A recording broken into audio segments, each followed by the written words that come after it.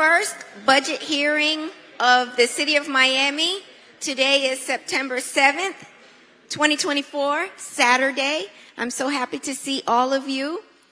As we do every meeting, we're going to begin the meeting with prayer. We're waiting for our pastor to come out.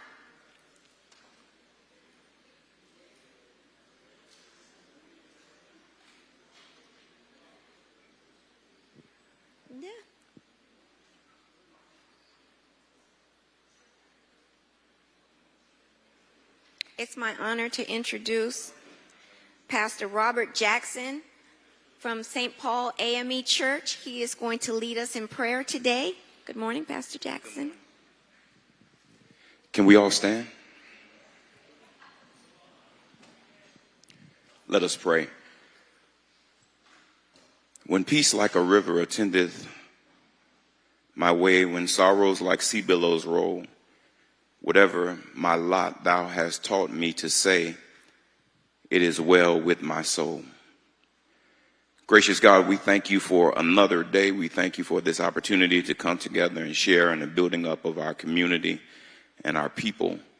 We thank you for allowing us to see a day that we've never seen before, and a day when it's over we'll never see again. We thank you, God, for this opportunity to come and acknowledge how great and how wonderful you are. We pray today, God, for our commission meeting, and we pray, God, that everything will be done decently and in order. We pray your blessing upon the leaders of our community that help guide our city and our county in ways that will help change lives and will be a blessing to people. We pray for our chair and we pray for our commissioners that as they make decisions, the decisions they make will not be personal, but for the building up of your people here on earth. We pray your blessings and your power upon this gathering today, and we give you glory for all the things that you have done, you're doing, and you will do. In Jesus' name we pray. Amen. And at this time, Commissioner Reyes, would you lead us with the Pledge of Allegiance?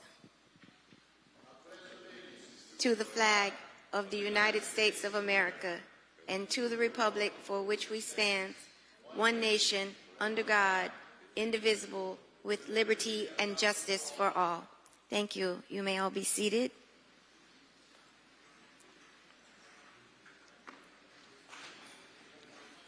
At this time, we will have our city attorney read a statement into the record. Good morning, and thank you, Madam Chair.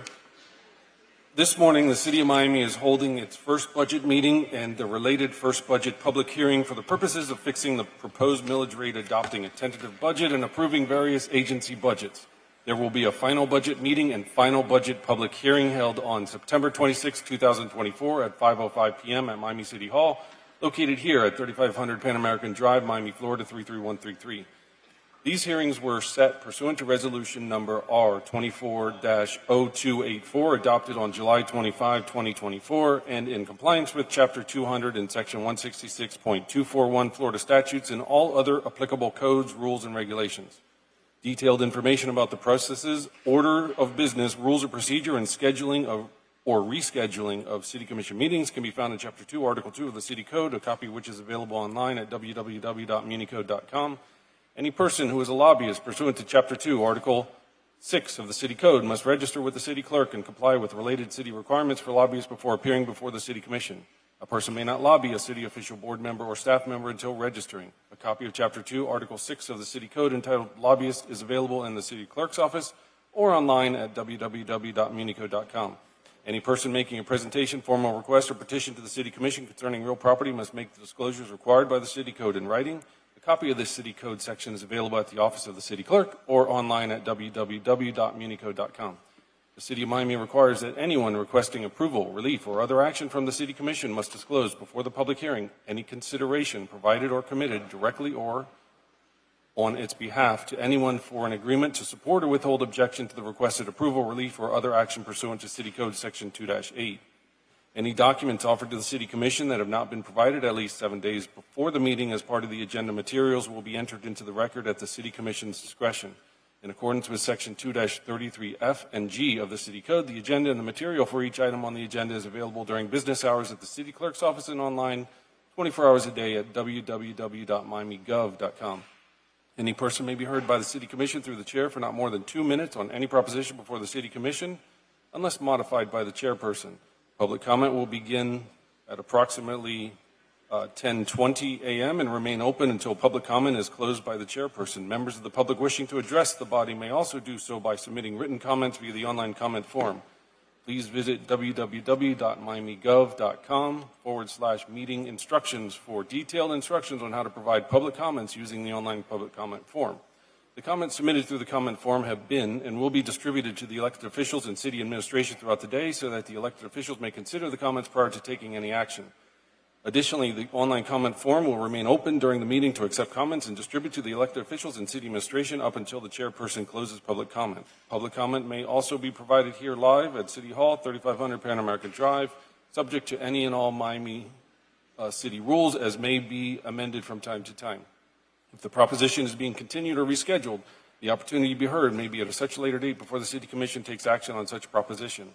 When addressing the City Commission, the member of the public must first state their name, their address, and what item or items they are speaking on. Any person with a disability requiring assistance, auxiliary aids, and services for this meeting may notify the City Clerk. The City has provided different public comment methods to indicate, among other things, the public's support, opposition, or neutrality on the items and topics to be discussed at the City Commission's meeting in compliance with Section 286.0114, 4C, Florida statutes. The public has been given the opportunity to provide public comment during the meeting and within reasonable proximity and time before the meeting. Please note, commissioners have generally been briefed by city staff and the city attorney on items on the agenda today. Anyone wishing a verbatim record of an item considered at this meeting may request it at the Office of Communications or view it online at www.miamigov.com/Miami TV. Notwithstanding the foregoing, pursuant to Florida Statute Section 200.065(3) and 286.0105 and Florida Administrative Code Rule 12D-17.005(2) no verbatim record is required for the appeal of any decision made during public hearings required by Chapter 200. This meeting can be viewed live on Miami TV, the city's Facebook page, the city's X, formerly Twitter page, the city's YouTube channel, Comcast Channel 77, and AT&T Channel 99. The broadcast will have closed captioning. Thank you, Madam Chair. Thank you, Mr. City Attorney. Mr. Manager, do you have any items that are going to be withdrawn from this agenda or deferred? Madam Chairwoman, City Commissioners, Mr. City Attorney, Mr. City Clerk, there are no items to be withdrawn or deferred. Thank you. I'm going to ask my colleagues if they have any items that they would like to withdraw or defer.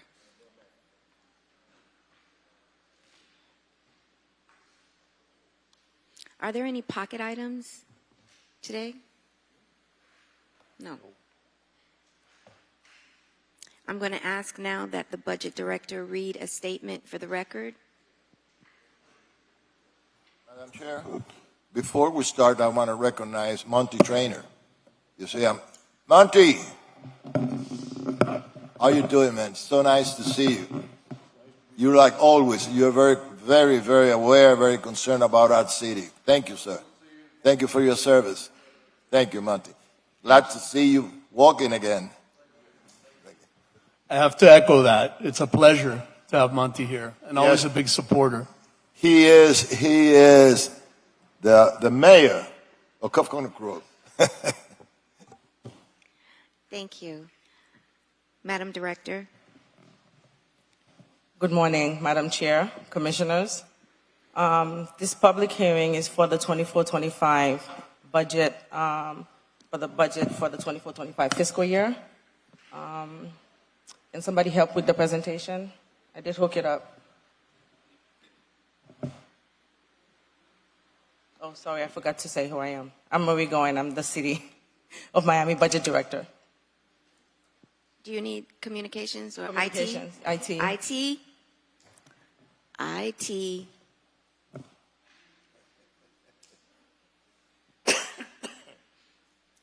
Is anybody moving to get them?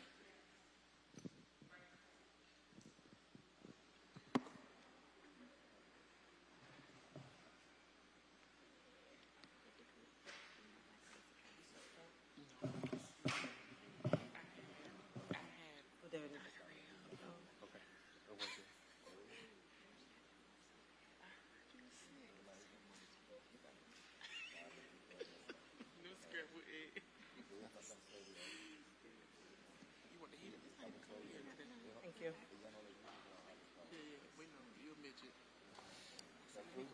I will be discussing the City of Miami's budget. We have two budgets every fiscal year. We have an operating budget and a capital budget. If you look, the City of Miami's proposed operating budget is $1.8 billion, and the proposed budget for the capital is $1.7 billion, making a total budget for the City of Miami of $3.5 billion for the proposed budget for the fiscal year 24-25. And the operating budget has four different parts. We have two different fund groups that we use. The first one is the general fund, which is our general dollars, where everything, all expenditures for the general city operations is in the general fund. We also have a group for the special revenue fund, which is primarily for a specific purpose.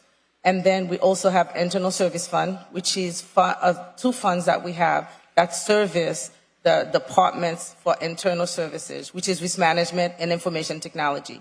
And then we have the debt service fund, which is where we pay our debt services for bonds issuance or any borrowings that we do. The general fund is $1.2 billion. Special revenue funds is $387 million. The internal service fund is $139 million. Debt service, $93 million for the proposed budget for 24-25. Where the money goes. In the general fund, the revenues are made up of property taxes, franchise fees, charges for service. The main point in this chart is 50% of the property taxes make up the revenue to serve the operating budget for the general fund, which is about $589 million. In expenditures, where the money goes, salaries made about 47.6%, employees' benefits 26.7%, operating 7.3%. We have some non-operating expenses, capital, and transfers for other purposes, like capital, or that goes for debt service, or capital. And if you look at the functionality of those dollars, where they go, 53.2% of the total operating budgets goes to public safety. Now the capital budget. The capital budget is the budget that I mentioned in the beginning. The total capital budget is $1.7 billion, and this is how it divided up. Resilience and Public Works, $594 million. Real estate, 410. Parks and Recreation, 367. Building, 87. And then you can see how it trickles down. And then we have other smaller cuts for other departments, about 27.7. Millage and property taxes. If you look at the 23-24 total adopted budget, millage, was 7.4599. The proposed millage total is 7.3900, with a reduction of 0.0699.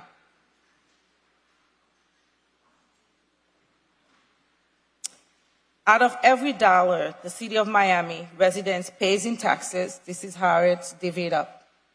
33 cents goes to the Miami-Dade Public School. 29 cents goes to the Miami-Dade County. And other regional taxes, about 1 cent. And the City of Miami keeps 37 cents. With the 37 cents, 34 cents goes to operating, and 3 cents goes for debt service. This is the general bond dollars that the residents has voted for. Today, the proposed general operating millage rate is 7.1364 mils for the City of Miami for fiscal year beginning October 1st, 2024, and ending September 30th, 2025. That operating millage rate is 10.73% higher than the state-defined rollback rate of 6.4447. And the rollback rate is something that the state had put together statutorily, is to get the same revenue that you had received in the previous fiscal year with some allowances. Thank you. I am done. I don't know if you all have any questions for me. Do my colleagues have any questions? Commissioner Pardo? Yeah. I do have a question. Good morning. How are you? Good morning, Director. My question is on the tax assessed value comparison showing 453,000. If you go to that slide, it looks like it may not be an apples to apple comparison. It shows like $600 going up in that first. It is. It's based. It's kind of. We taking it based on what we got from the county, based on the property values. It's not apple to apple. Okay, No. it's important because someone Yes. looking at this says, wow, if you have 500,000, your taxes go down. If you have $1 million, your taxes go down. And in that first column, it looks like your taxes are going up 750. Yeah, because remember the property values goes Right. up. It's not apples to apples. Perfect. I just wanted to make sure that was kind of on the record. Yes. Thank you. Do any of my colleagues? No. Okay, at this time, we're going Thank to you. have, thank you, Madam Director. At this time, we're going to have the DDA Executive Director read a statement for the record. Good morning, Commissioners. My name is Christina Crespi, and I'm the CEO and Executive Director of the Miami Downtown Development Authority. The proposed tentative millage rate to fund the operations of the Miami DDA for fiscal year 24-25 is 0.4505 mils. The Miami DDA's rollback rate is 0.4262. The current proposed tentative millage rate is 5.7% greater than the rollback rate. In this budget, we're increasing our sanitation and security efforts. We're enhancing our police services by dedicating cops to downtown. We're also adding security cameras in the central business district, along with elevating our arts and culture grants so that we can activate downtown and bring that culture back to our downtown urban core. We are also enhancing our downtown enhancement team by adding additional members. These are formerly homeless individuals that clean the streets of downtown, and upping our graffiti efforts along with our pressure washing efforts as well. In addition, we also are adding our business incentive grants to be able to bring in more retail ground floor businesses into the urban core. Are there any other questions? Commissioner Pardo? I do have a quick question. What kind of engagement are you doing in the downtown area to make sure that we're getting, good feedback from the residents? And I want to take a second and commend you on your work because Thank you. obviously you're within the District 2 boundaries, and we get a lot of feedback from people on all the work you're doing at the grassroots level, security level with the CCTVs and everything else. But I did want to know kind of on your own what you all do to solicit and how we can help. Oh, no, thank you for that, and we appreciate your support always. So we do surveys with the community to get their feedback. We also host community events and networkers where we bring in the small businesses so that everybody can meet each other, meet us, and that we can have a dialogue about what's needed on the street level. And we also host focus groups as well to be able to drive our research and reporting efforts with the business community as well.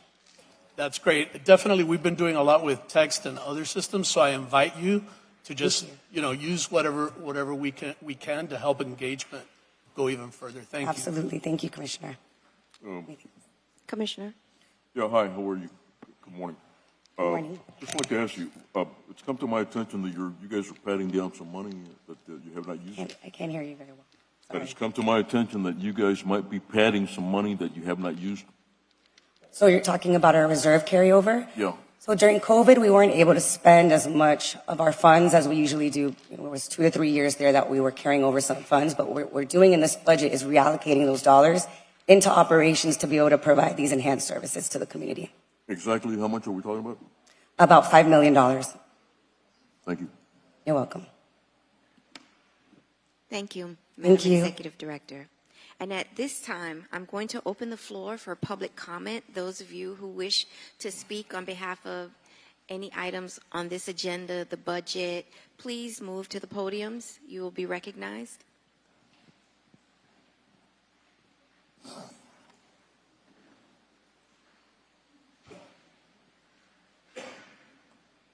Good morning. Good morning.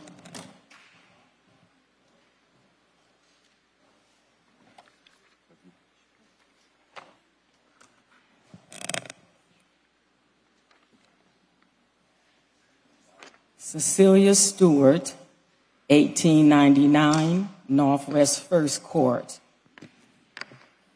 I come before you standing on the shoulders of my ancestors and friend, Dr. Enid Curtis Pinckney. I'm requesting for the trimming of trees on North Miami Avenue, namely the west side entrance to the City of Miami Cemetery. These trees are obstructing the pedestrian walkway, entryway, and visibility to the historic cemetery's name. These trees are also obstructing visibility of traffic, posing a blind spot and safety issue when egressing the cemetery. Your expeditious trimming of the overgrown trees to eliminate these obstructions and safety issues on North Miami Avenue are greatly appreciated. Thank you. In addition, I would like to support the approval of the operating budget for item BH17, support of the Omni CRA. Also, BH11, supporting the Liberty City Community Revitalization Annual Budget. Thank you. Thank you, Ms. Stewart. Good morning. Good morning. My name is Christina Bammood. I live at 5990 Northeast 5th Avenue. I'm here to speak on behalf of the budget item that was removed from the budget, that is the budget of the CIP. Now, it takes a team to deliver excellent public safety services. The commission is probably the head of that team, the coach, the quarterback, is whatever analogy you think is appropriate. However, it takes a lot of different people and a lot of different points of view to provide good services. And I think the city has done so and has improved its public safety services tremendously. And the work of the CIP played an integral part of that improvement. The CIP has been around for 20 years. It is charter mandated, a charter that was voted on by over 70% of the voters in the city of Miami on 2 occasions. That charter demands that you fund the CIP, amongst other things.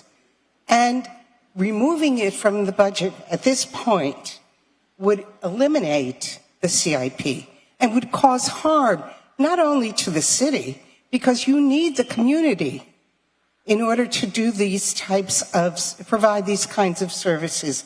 So I urge you to please fund the CIP until the matter is adjudicated. It shouldn't take very long. It shouldn't cost a lot of money. It's the right thing to do because there is a real disagreement as to the language of the state statute. And I think that it is best decided in the courts, and I think that this commission should wait. Thank you. Thank you. Good morning. Good morning. Former Rep. Roy Hardiman, former chair of the Model City Revitalization for the City of Miami, the chairman of the Model City Advisory Committee for Miami-Dade County, 1292 Northwest 79th Street. I'm here this evening after years of mourning and aggravation. I'm back because as the former chair of the Model City, aka Liberty City Trust, we built houses. We fell short on 15th Avenue for business development. I'm asking that the City Commission support the Little Haiti Trust as they just begun. But at the same time, I'm asking that we table, if that's a word, the Liberty City Community Revitalization, because as the chair of the county, I'm looking at the fact that everybody is getting economic development built. Unless we're doing it in a backroom brawl, I want it to come on the table. I want to know what's going to help us economically come out of the conditions we're serving today: gun violence, drug violence, prostitution. I'm here to actually say, table the Liberty City Trust, because all we've been doing is giving out salaries. Thank you. Thank you. Good morning. Good morning, Madam Chair, Commissioners. My name is Camilo Mejia. I live at 3482 Furrow Avenue, Miami, Florida, 33133. I'm a resident of District 2. I'm here to speak as a former member of the Community Advisory Board. I actually had the honor of serving with the city attorney, who was then the liaison for the police. We still have a great relationship to this day, and I'm here to ask you not to dissolve the CIP because of the great role that it plays within the community in order to foster trust and increase public health for everyone. There's a misunderstanding that community advisory boards and community investigative panels are anti-police. They are not. They're actually a channel of communication for improving police-community relations and trust. And I think it would send the wrong message to completely dissolve the CIP. I'm also here to speak in support of all your climate resilience initiatives, including support for more money for community outreach for the Climate Action Plan and the Extreme Heat Action Plan. Even to this day, a lot of people don't even know what a cooling center is or where they are, what the hours of operation are, what are some of the amenities for them to be able to go and take shelter. So I think it's really key for this and other great initiatives to receive funding for community outreach so that community members can participate and take advantage of the benefits. Last but not least, I'd ask you to boost affordable housing support. I'm talking about initiatives such as the Affordable Housing Program with a focus on expanding the single-family home rehab program and the Home Ownership Preservation Initiative.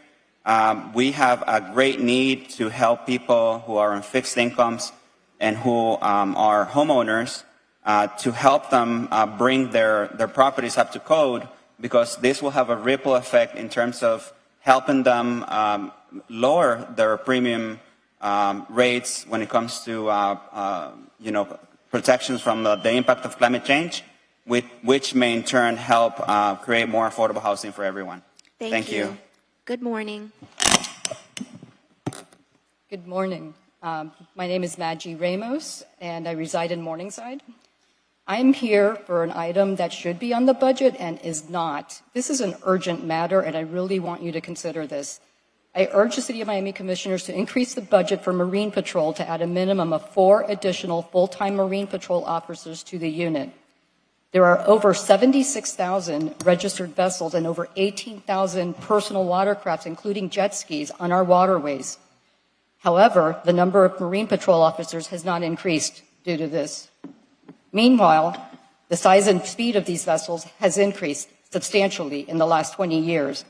The operators are not experienced. We have a lot of people that don't understand our waterways and are inexperienced and don't know the rules and regulations or where the manatee zones are or the speed limits. It's very confusing, extremely dangerous. We have had numerous vessel-related crashes in City of Miami bodies of water that have resulted in significant injury and death. This is critical. This is urgent. This needs to be added to this agenda and this budget this year. Now, there are a number of ideas that we have in increasing the budget. One would be to increase the boat ramp fees, increasing the fees for violations and citations by a lot, charging an admission fee to the spoil islands, requiring vendors to obtain permits from the city when taking large groups to the island, requiring vendors to have a contract with the city in order to have vendors on the islands. These are all ways that you can increase and get money, generate income to support this agenda item. Please consider this. This is a life safety issue. How many more people need to die or get injured? This is very dangerous. Thank you. Thank you. Good morning. Good morning. Good morning, Chairwoman. Good morning, Commissioners. My name is David Ward, a 5-year resident of District 3 in Little Havana, 219 Southwest 9th Avenue in Miami. I come today as a longtime supporter of Brickell and Downtown, director of ACAM Property Management, and a proud member of Brickell Homeowners Association. So I'd like to speak today is more relevant to Commissioner Damian Pardo. I would just like to acknowledge that we've had two really positive things in downtown Brickell area over the last, 5 to 10 years. Huge influx of more residents. So the quantity of residents is an important thing to consider, and a large increase in exciting construction. So I'd like to talk about the City of Miami Police has been incredible partners to us in Brickell, and talk about engagement, Commissioner Pardo, with us in the BHA, but they need more help. So we'd like to ask to increase salaries for police and recurring recruiting budget. There are currently 4 patrol officers, in my understanding, for all of Brickell. And we'd like to ask that to go from 6 to 8 would be amazing. Also, the City of Miami Building Department, I think, is overlooked. Currently, the hours, my understanding, unless it's changed, when I was an on-site manager, are Monday through Friday from 8 a.m. to noon.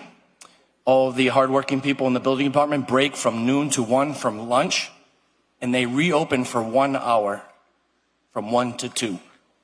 So when you're an on-site general manager, or you're a vendor or a contractor, or you're trying to achieve a permit, or you're trying to move forward on a project, it's very difficult to get things done. That's 5 hours per day for all the permits, new structural requirements for the state structural integrity, the SIR studies, the recertifications.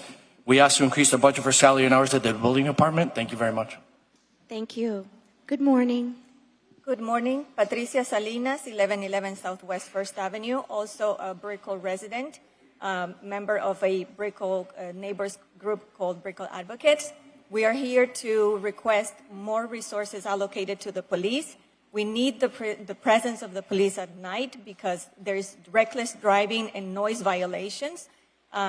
It's interfering with our quality of life, and we are certain that if we impose higher fines for the drivers that modify their exhaust or on purpose rev their engines, if we have those fines imposed, those things will lessen. Just as an example, this was taken last night at 4 a.m. Sorry for the noise.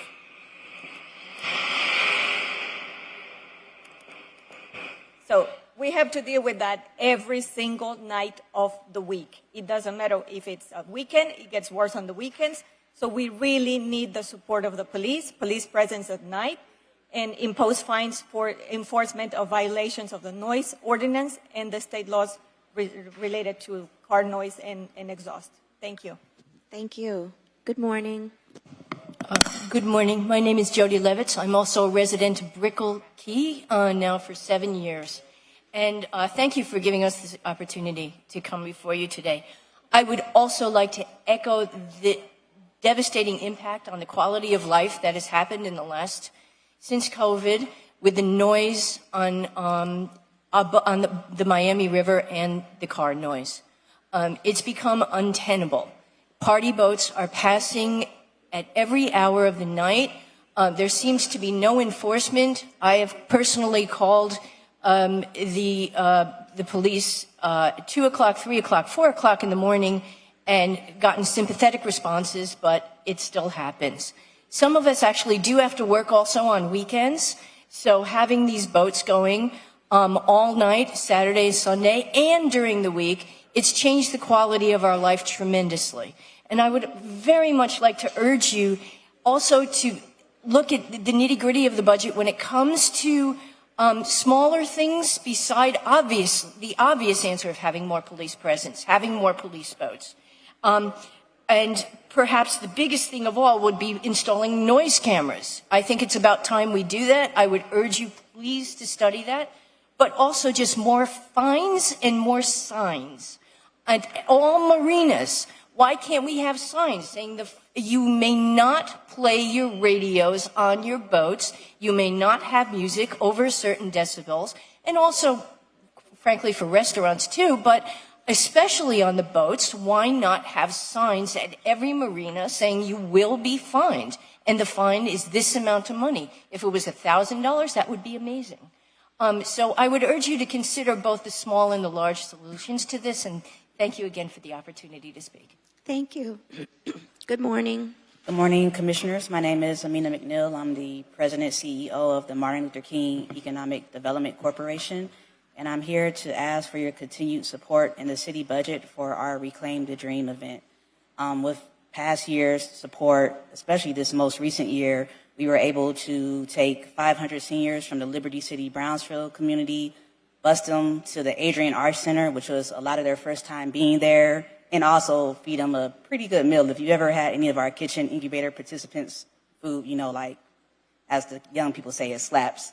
So we will ask that we have continued support, as this year will be our 20th year, so it's a very big milestone of our anniversary. We're still trying to have it at the Adrian Arch, and have Grammy Award winning artists. And most importantly, it's a free event for our seniors. It helps, you know, elevate the culture of Miami, expose people to outside of just District 5, but the other districts of our city, and also allows for these artists to come and see all that Miami has to offer in the world-class facilities that we have. So we just ask that that continue to be supported in this year's fiscal budget. Thank you. Thank you. Good morning.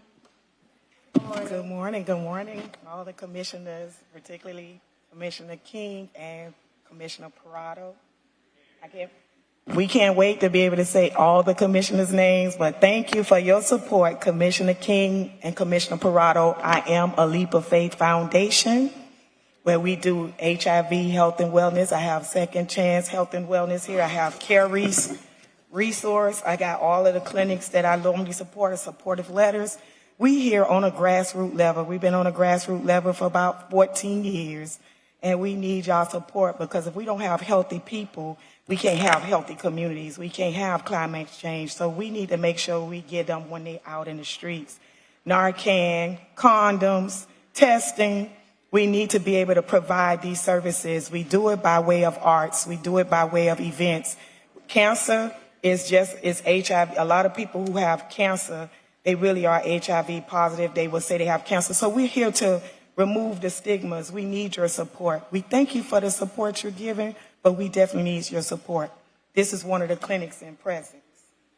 Hi, my name is Charlie Butler. Always the Second Chance Wellness Center, 1001 Northwest 54th Street, Liberty City. We need some funding. I have outreach people that have our Narcan.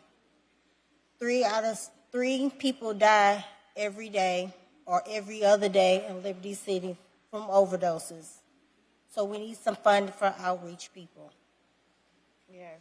So just imagine giving out the amount of condoms, Narcan, needles. We need help, because we got to catch them before they have to get caught up inside our systems. And then you'll have a productive community. Thank you.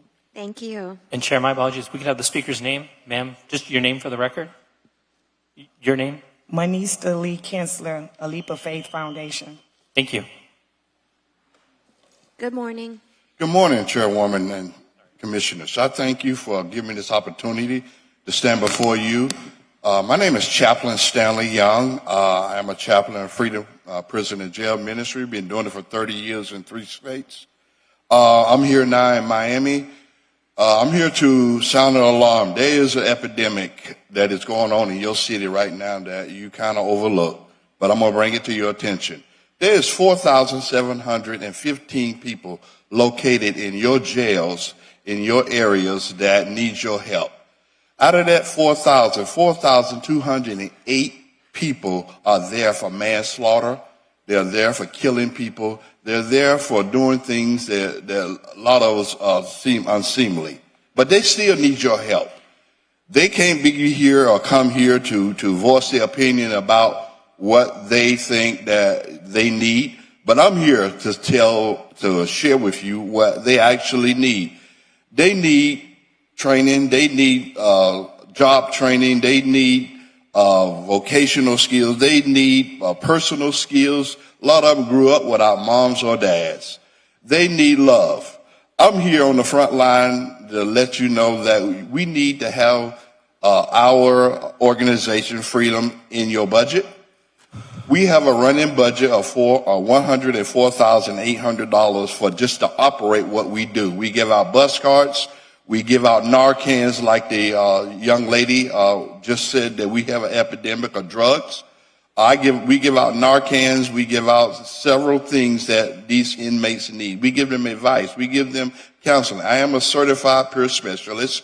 that deals with drugs, alcohol, and mental health people, but they really need your help, and I need your help to help them. I can't do it without you. I don't have the money that you have. Consider this put into your budget that we need assistance on the outside of the jail. We're doing good on the inside. We need on the outside of the jail to help these nonprofits that's going to help these people to get their life back on track. Thank you, Chairwoman, and thank you, Commissioners. God bless you. Good morning. Good morning, Albert Gomez, District 2 resident. First and foremost, much respect to Michael Clarkson that passed recently, big advocate down here and revolutionary in Miami. We'll be honoring him at the African Heritage Cultural Museum on Saturday between 2 and 4. I welcome all commissioners to join. I'd like to address, number one, training of permitting officers. You guys had basically a big hire. You brought in a lot of new people. I have gotten confirmation from supervisors and people on the ground that they are undertrained. They are not following their own regulations, and that needs to be kind of addressed. So bumping up or setting aside a line item for training of permitting officials, I think, is a priority. Number two, Miami Police. I've worked with the chiefs all the way down the line. The Miami Marine Patrol are understaffed. They're doing a monumental effort. We need more Marine Patrol. Put your money where the mouth is. The problem is there right now. It's what the world is seeing. You're hearing it here as well as in the noise ordinance. The only way to get it done is to get more officers. Number three, there's an issue with Chris, with Parks. He's understaffed, undersupported. You got to raise up his funds so he can put more signage on Leave No Trace, your new policy. They really got to flood the space, and you got to give them some money to do that. Number four, there's a real big problem with regards to the impervious ordinance that went through from the county. All current projects happening in the city of Miami need to have a budgeted amount so that engineers can relook at those projects to make sure they meet the code, the law of the land right now. And then the final one, I'm going to submit right here to the clerk a copy of the park, which is stamped by Savino and Miller and Brazaga, a very well-known two organizations, two engineering firms and architecture landscape architecture firms. The park in District 2 office for flooding support. 90 homes were flooded during Irma. This effort right here, this design, which has already been stamped, OCI has it. And the board, the commissioners already approved it. Thank you. Please fund it. Thank you. Good morning. Good morning and happy Saturday, commissioners. I'm here with Bob Powers. My name is William Arthur. We live on the Upper East Side and represent several associations, Palm Grove, Mimo Biscayne Historic District, Bayside Residents Association, and Nirvana. Which represents thousands of residents and merchants up and down that Upper East Side Biscayne corridor. We're asking for you to consider three funding issues. One is to kind of redirect and repurpose Mimo Biscayne Historic Business District and really create an historic association for the merchants up and down the Biscayne corridor. It was originally set for kind of protecting the neighborhood a little bit 15, 20 years ago, and it had included residents and merchants, and we kind of want to reorganize that and really rethink that. We've got a number of resident associations, but we don't have an association really there to have the backs of the merchants that really need help and need attention from the city on a whole host of issues that they face. So we're asking the commission to consider $500,000 for 4 years to open up an office. We have ideas on where that office might be, and to really kind of have almost like a chamber of commerce for that Upper East Side Biscayne Historic District, which really it goes from 52nd all the way up, or 51st all the way up to 78th Street. Yeah. The actual business district is from the 60th to 78th. So we really hope to kind of help that community out that's really underrepresented.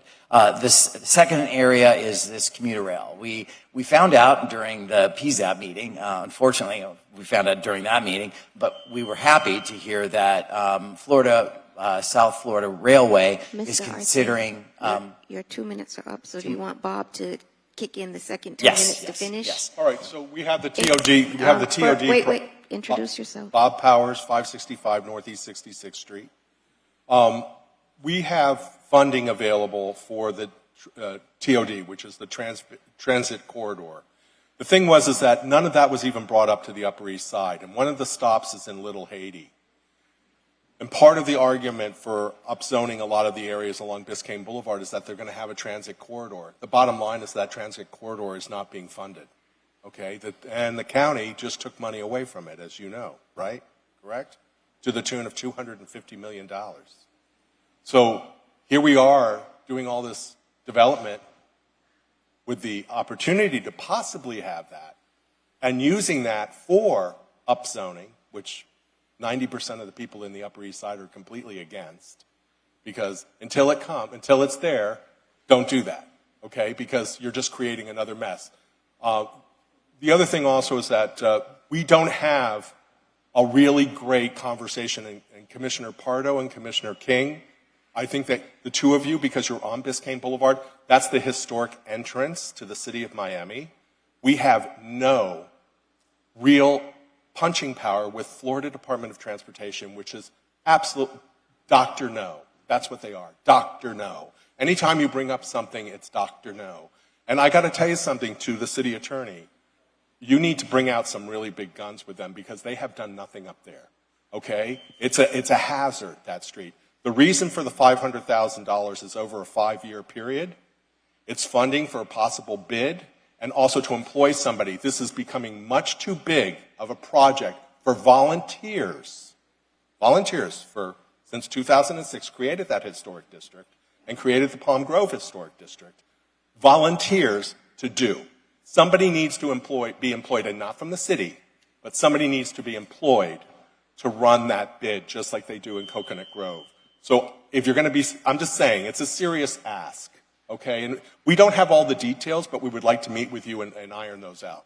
Thank you very much for your time. Thank you. Always a pleasure to see you. Good morning. Hi, good morning. My name is Anna Browdigam. I'm the general manager of the Brickell Key Master Association, and I'm also a director of the Brickell Homeowners Association. And I'd just like to speak in support of the request that's been made by several of your constituents in the Brickell area today for additional police and especially Marine Patrol. The situation on our waterways is out of control. It is a safety issue, it's a quality of life issue, and it impacts thousands and thousands of residents in the Brickell area. So, thank you. Thank you. Good morning, Commissioners. Good My morning. name is Rachel Prestopino, 300 Northwest 12th Avenue, Miami, Florida, 33128. I'm here representing Catalyst Miami, and we're urging you to not dissolve the Civilian Investigative Panel. Other speakers have spoken on this, so I won't be redundant. But we just, as an organization, we recognize the constraints of the new law. We're certainly not asking you to violate it.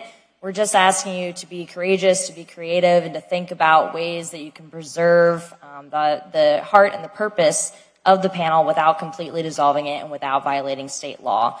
We think that the panel's proposal to relinquish its investigative powers but still review police policy and procedure is one that could be viable, and we want you all to please engage with the panel and community to think about how we could best preserve this, because eliminating all civilian oversight, I think, sends a message that this board doesn't want to send to the community, because, of course, we all agree that police accountability and transparency is key. And that really it's investing in police, to invest in this panel. It's investing in their ability to work well with community and do their jobs well, because that's absolutely vital. I also want to add Catalyst Miami is part of the Overtown Parks Group, which has brought to the chairwoman and others lots of ideas for improvements to parks in Overtown, including ADA assessments to make all those parks more accessible for the elderly, people with disabilities, Wi-Fi access throughout the parks, expanding the pool season year round, and lots of other great ideas, increased shade, which with every month this summer being the hottest on record is so important for us to be able to utilize these parks. So thank you for paying attention to those proposals and working with us on making those improvements. And just personally, I want to add in support of a few folks here who've spoken about Narcan distribution and investing in that. Something that folks may not know is that Narcan is best kept stored at under 77 degrees Fahrenheit. So that's really hard in a place like Miami-Dade County. If you distribute that to someone living on the street, you got to do it again. Thanks. Thank you. Good morning. Good morning, Chairwoman. Good morning, Commissioners, and thank you for the opportunity to speak before you. My name is Merlene Malcolm, 22273 Southwest 103rd Avenue. I am here for the same reason that young lady was here, to ask that the Commissioners please find a way to work with us to maintain the Civilian Investigative Panel. I remember when that organization was formed and the necessity of it. It has helped to bring healing and has helped to bring community together for trust and oversight. We feel as a community as if we're being heard, we're being seen, even though sometimes we don't necessarily get the results we're after. We feel as if the commissioners, the city is working with us. And so we're asking to please preserve this important panel. And we're here to help in any way we can to find a way to make sure that we can keep it. We know what the law says, but we also know that when we believe in something wholeheartedly, we find ways to make it work.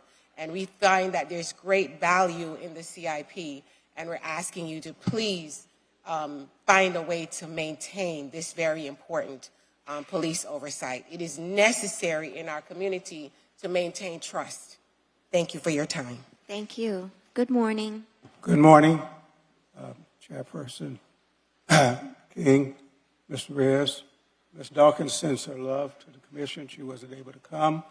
I briefly want to just share with you my background so you'll know why I'm suggesting that you adopt a proposal for the Liberty City Trust. I spent 25 years as a police trainer, assistant director, 16 years as a police officer, corrections administrator, director in charge of the community relations or community service division. And I had an occasion to work with a number of things. I was also a child abuse investigator. And so my background is really warranted and spread. That's why I enjoy working with the Liberty City Trust.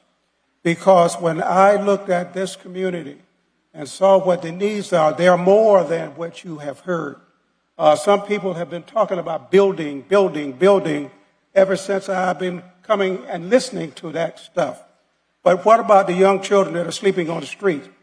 What about the young children that don't have a place to stay, or the seniors that are on the street? There are many, many issues that the Liberty City Trust has addressed.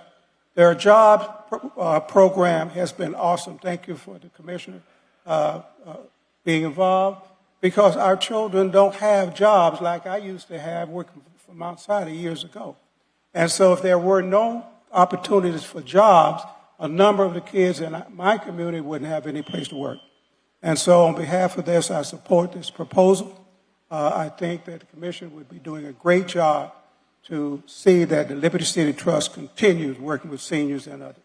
Thank you. Thank you. Good morning. Good morning, Commissioners. Thank you for the opportunity. I'm Linda Williams. I am a native of West Grove, born and reared. I live at 3523 Charles Avenue here in Coconut Grove. Most of you that do know me, I wear multiple hats. I'm Vice Chair of HODA, Chair of Community Advisory Committee, and on. But today I'm here to represent Rebuilding Together Miami-Dade, where I am Outreach Coordinator. We're presently in hurricane season, and we've reached out to all of you to contribute to the services that we render.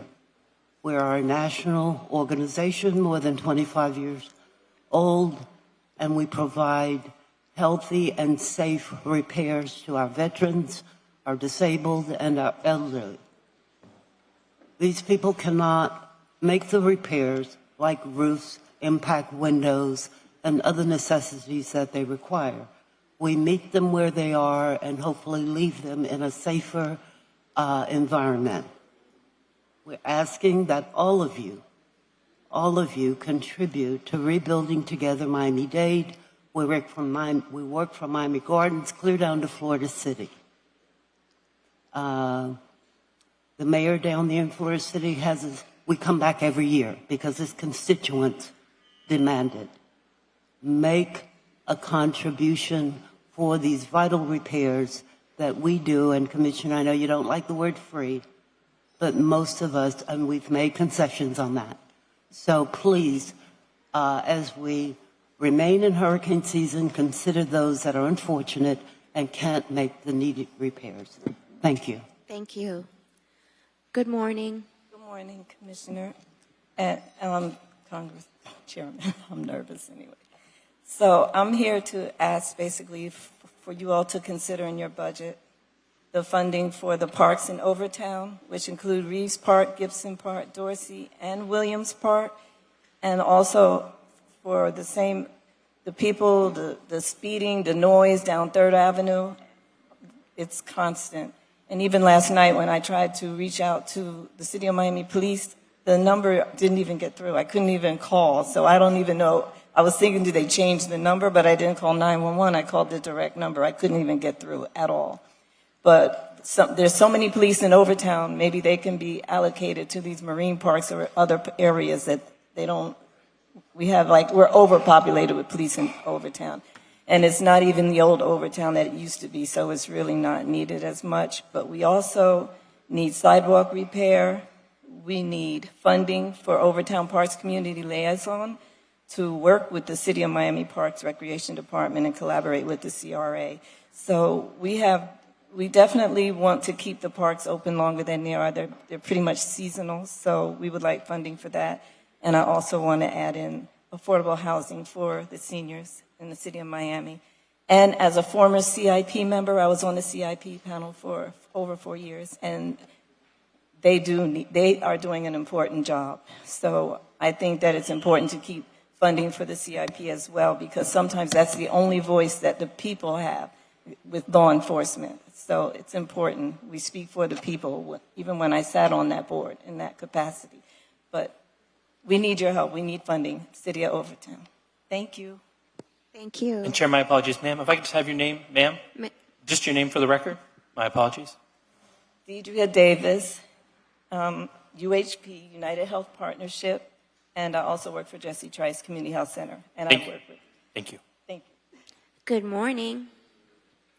Good morning. Good morning. Nice to be here. Good to see you. First time I spoke was 1969, and it's nice to be able to come to the City of Miami and always have an opportunity to speak to the commission. Not many cities offer you this opportunity. But anyway, I'm here to say hello to everybody, commissioners, all my friends here, Manolo, Joe, Christine, and Miguel, my new friend over there. And of course, our new bid, District 2, who's championing our bid now, and this is why I want to speak, is that we've done such a great job in Coconut Grove with our bid, and it's been such a great journey for us. We were the number 2 bid in Dade County. Carl Gables was out there ahead of us, but then they dropped off with the wayside. So we're the longest serving bid in the City of Miami now in Dade County. And it's as a bid at Coconut Grove, we've had a great task. This last year, we did $1.8 million. This year, we're doing $1.9 million. So we've done small increases on what our allocations are, what we'd like to have. So we started out, I guess, belabor the Todd, cut off that thing for just a second, will you? I'm not going to turn you off. You know my position for our seniors that come out. You have earned the right to speak. Anyway, we started out doing... At a certain age. Can I have somebody's 2 minutes? Thank you. Christine, we started out with security, maintenance, streets, sidewalks, and now to what we're doing these days with the bid. It's so fantastic what's happened in Coconut Grove. And a lot of it is, I'd say 90% of it's because of the bid, because of our bid situation. So I want to thank everybody for all you taking care of us for over these years. But we're going to be around for a long time. But the bid is the thing that makes this whole thing happen in the Grove. And I just want to thank our new leadership and our new director and our old directors. And it's been a pleasure to be here with the bid for all these years, and I hope to stay on forever. Thank you very much. Thank you. Great seeing you. Good morning. Good morning, Commissioners. My name is James Torres, and I'm the president of the Downtown Neighbors Alliance. I'm sorry? Oh, okay. I'd like to start out by saying thank you to Commissioner Reyes and Chairman of the DDA. We've had an ongoing working relationship with him for several years, and his community engagement has been unparalleled, so we appreciate that. Unfortunately, I cannot say the same about the DDA's own leadership, because yesterday, when I went to the DA's offices, we were treated like a bald-headed stepchild because we came in asking for the proposed tax millage rate to be reduced. As downtown residents, we've always drowned ourselves with the weight of unfair taxes. Our area is the most and highest taxed area in the entire district in the city of Miami as well.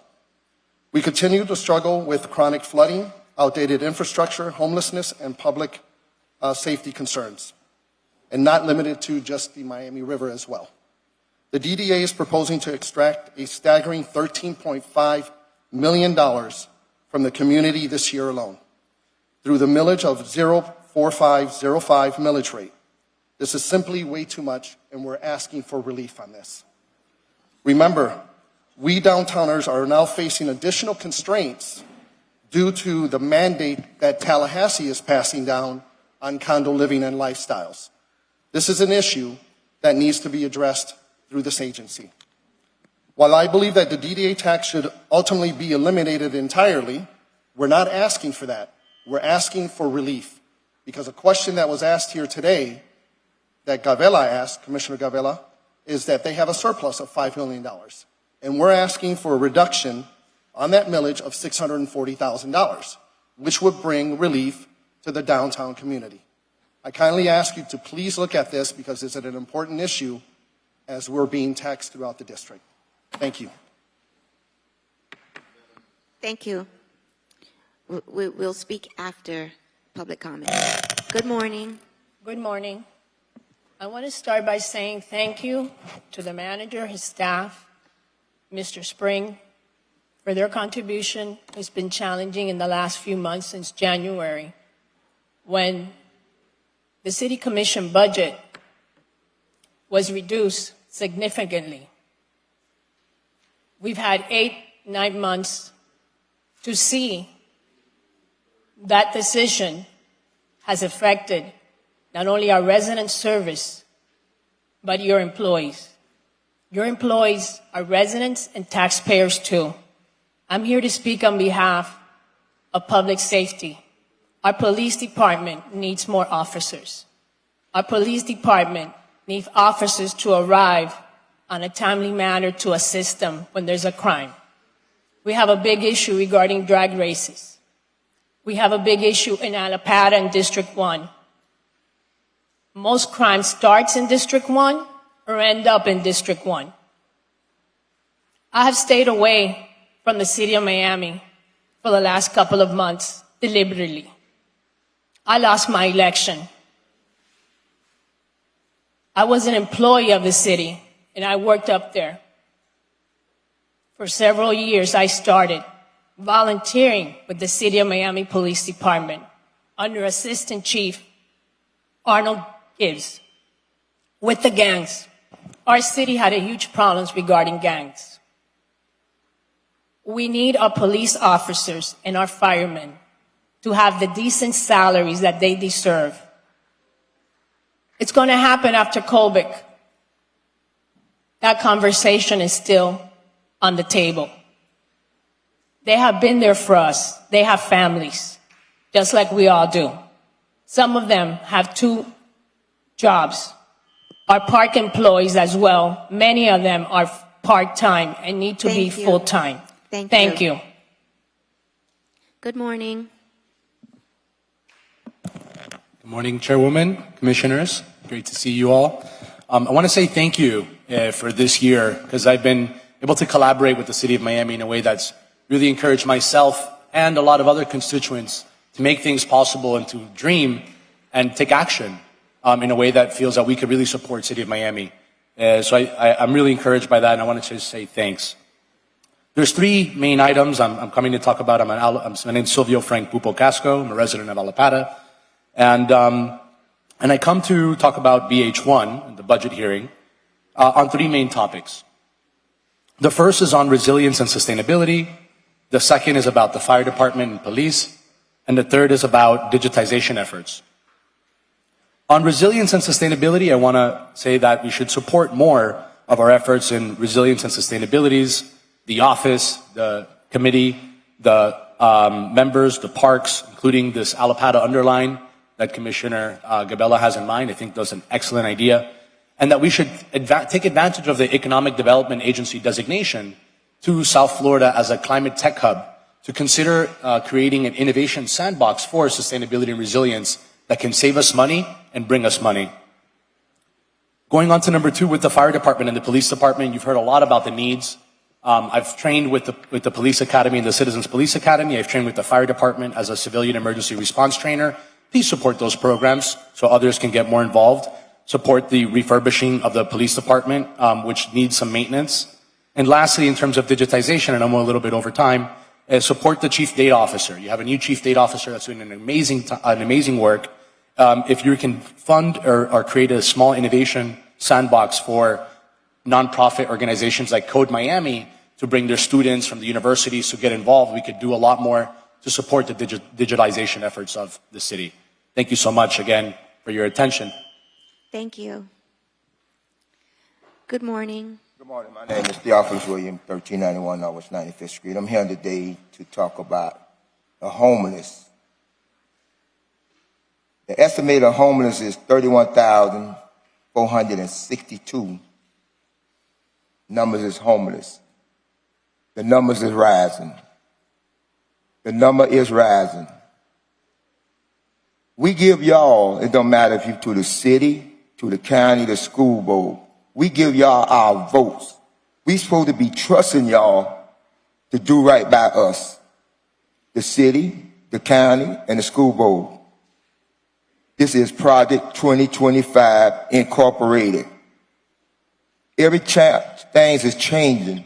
Rules are changing. No communication. We got people in Lincoln Field, public housing, is homeless. Rent high. I don't hear nobody talking about it.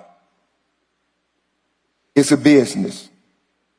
And there's so much killing going on in public school. I don't hear no elected official, nobody talking about this. We are lucky down here, but we don't know when it's going to rise. We asking y'all to do the right thing by the people. We shouldn't be coming down here asking for money when federal government is giving y'all the money, but the money is going to somewhere. I see more deals with corporation building, more housing, and rent going up. We need to do better by the people, for the people. Thank you. Is there anyone else here who would like to be heard? Seeing none, public comment period is now closed. For my colleagues, there are some items that we cannot take up until we have our CRA meetings. Would you like to break now, recess, and take up the CRA, or would you like to go over, discuss some of the items? Because there are some items that we can't vote on until we have the CRA meeting. Madam Chair, if I may. I think our vice chair is going to... Oh, that's fine. He could go ahead. Go ahead, Commissioner Reyes. You see that he's there? You know, I see. He's going to be a movie actor. Yeah. Commissioner Reyes? Yes, what I have to say is that most of us, we already sat with we were briefed in the budget. This is the this is we will have to vote again on the budget, and all of us we express our concern. You see, and what I'm saying, this is the first reading of the budget. We all heard you, and besides that, we have our own concern. My concern, and I stated clearly to the administration, it is that we don't have additional police officers. And I do think that security is the most important. And our problems are going to increase. And we have seen it. The number of gangs that they are coming, the number of people that they are coming in, that they don't respect the law.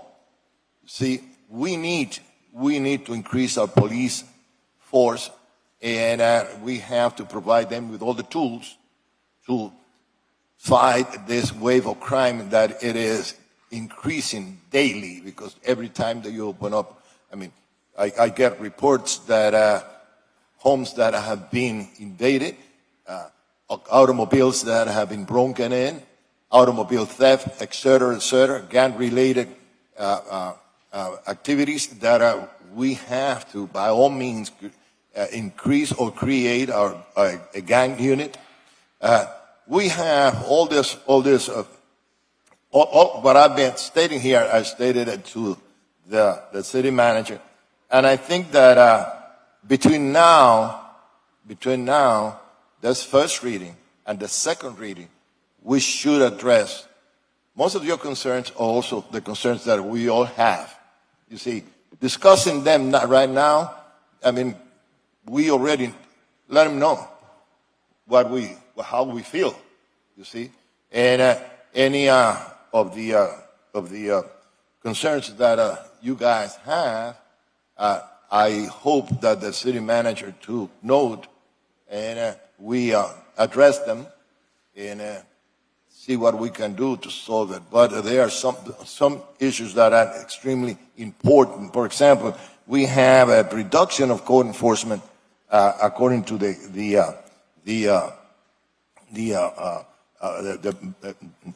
information we got in the book. And we need more code enforcement because there's more violations going on, and they're destroying our neighborhoods. You see. And another thing that I have here, and I have my list, I'm going to go, that we have no new money for paving and drainage. We need to pave and drain and fix all those funding and all those. There's some areas in every district in the city of Miami that when it rains, you see, people are affected because they have funding and they have a lake in front of the house that we have to work very hard on it. And also we don't have to funding from transportation because we are at the mercy of Dade County that will be, they have $67 million from the CITT funds that they are holding back, and we have to make very strong effort to get those funds, because then if not, we will have to close our trolleys, you see. And there is also no funding for new facilities. In my case, I didn't see any funding for facilities such as that are coming, facilities that are coming because they are being redone, such as West End Park, which is being rebuilt, and brand new pool, but it needs personnel, and it needs to be, those pools have to be manned and it have to be cleaned. Also, we have to be more aware and provide more funding for maintenance, because one problem that I have seen in the city of Miami, we build either a park, pool, or a building, and we don't maintain it. We have to direct that effort also of efficiently using our funds in keeping our properties. And lastly, we need facilities improvement. The state of some of the fire stations is deplorable. You see, it is deplorable. So I don't know what we're going to do, but between now and second reading, I would really hope that some of those concerns, my concerns, I know that all of you guys have some concerns, be addressed. You see, now we're not going to fix it here. We have to vote for what I propose. Let's vote for as first reading and start working between now and second reading. Thank you. Vice Chair? If I could be last and wait Okay. I'd like to speak. You will be next, number one. Okay, so to reiterate what the audience has said regarding the police, and I understand the concern because when I was running my campaign last year, I did promise Alapata is one of the highest crime rates in the city of Miami. And when I was elected and I took office December the 2nd, the first thing I did, okay, was that to have more police in District 1. I've met numerous times with the chief of police. I've met numerous times with Larry Springs. And not one day goes by that I don't think about this. Actually, by the way, Manuel's right. We've all been, if we don't get into detail on the budget, we've all been briefed. So don't think that this is the only time that we're talking about the budget. I want to make that clear. But as for me, every time I've met Larry Springs, one of the first things that I asked him, how can we be more competitive with Miami-Dade County in recruiting more officers? And it was told to me that in Dade County, the rookies would start at $62,000. We were like $7 or $8 grand behind that 8 ball. Okay, that has been assured to me that's been fixed. Okay, to your concern, one of our constituents, rightly so, concerned about that we need more officers, and we do. And I also have the same concerns as Commissioner Reyes regarding this budget, but Larry has assured us that this is going to be fixed. So we do have more police officers. At some point, I'm looking for a net gain, not just a replacement.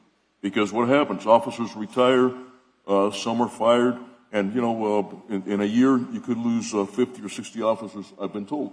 So when we replace those officers, we're not really having a net gain. What we're doing is just keeping up with the count that we have now. I'd like to see, and I've expressed this to Larry, to the manager, to everybody, to the chief of police, everybody that I've talked to. I'd like to see at some point within the next 1, 2, or 3 years a net gain in our City of Miami Police Department. Our neighborhoods deserve it. The constituents deserve it. The City of Miami Police Department works hard. I want to commend them because they do extraordinary work. The chief of police, I think, is doing a good job.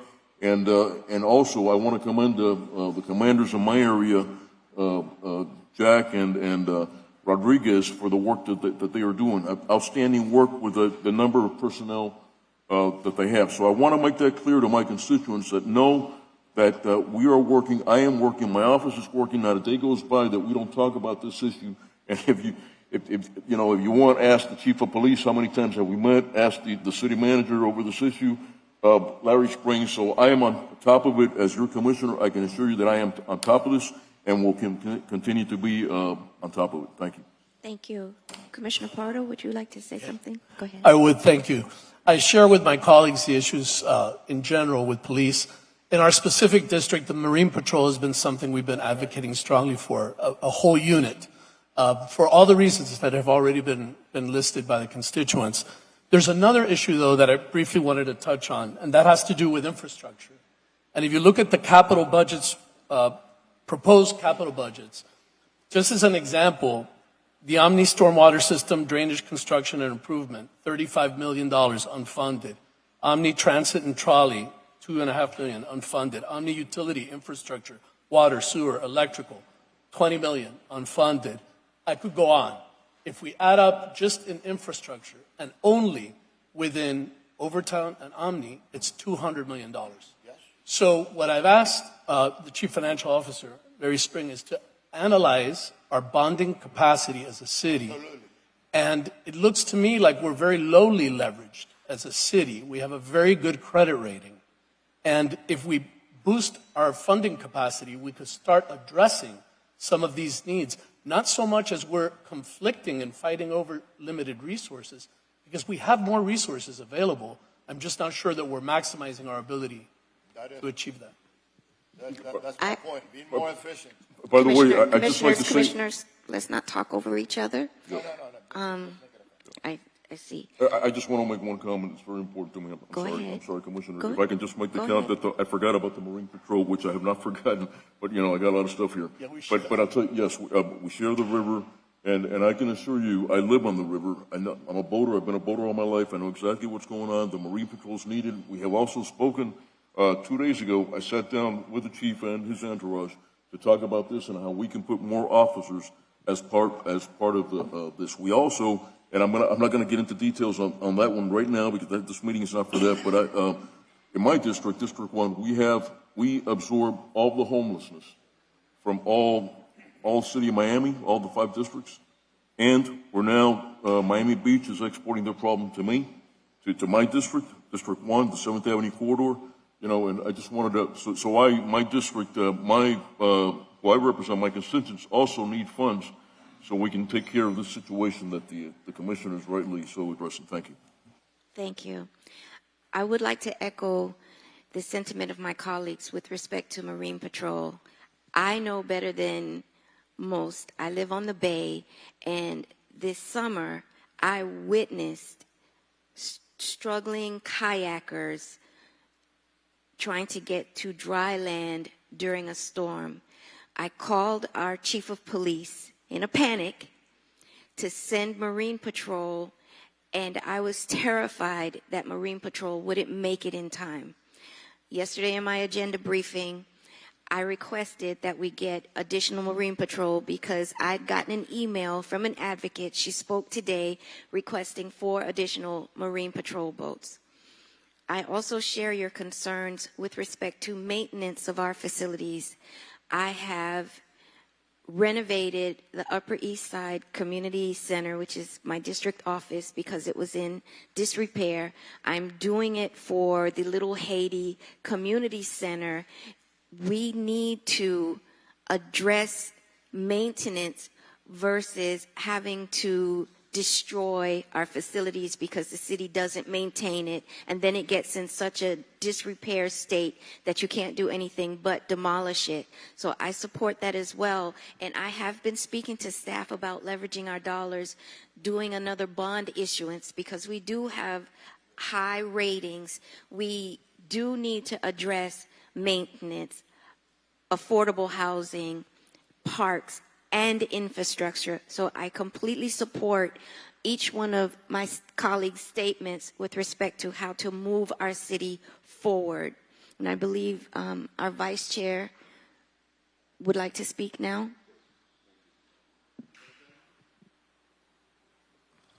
Thank you, Madam Chair. Let me begin by saying and being very, very clear as one vote in this body. I will not be voting for any whatsoever fee increases, tax increases.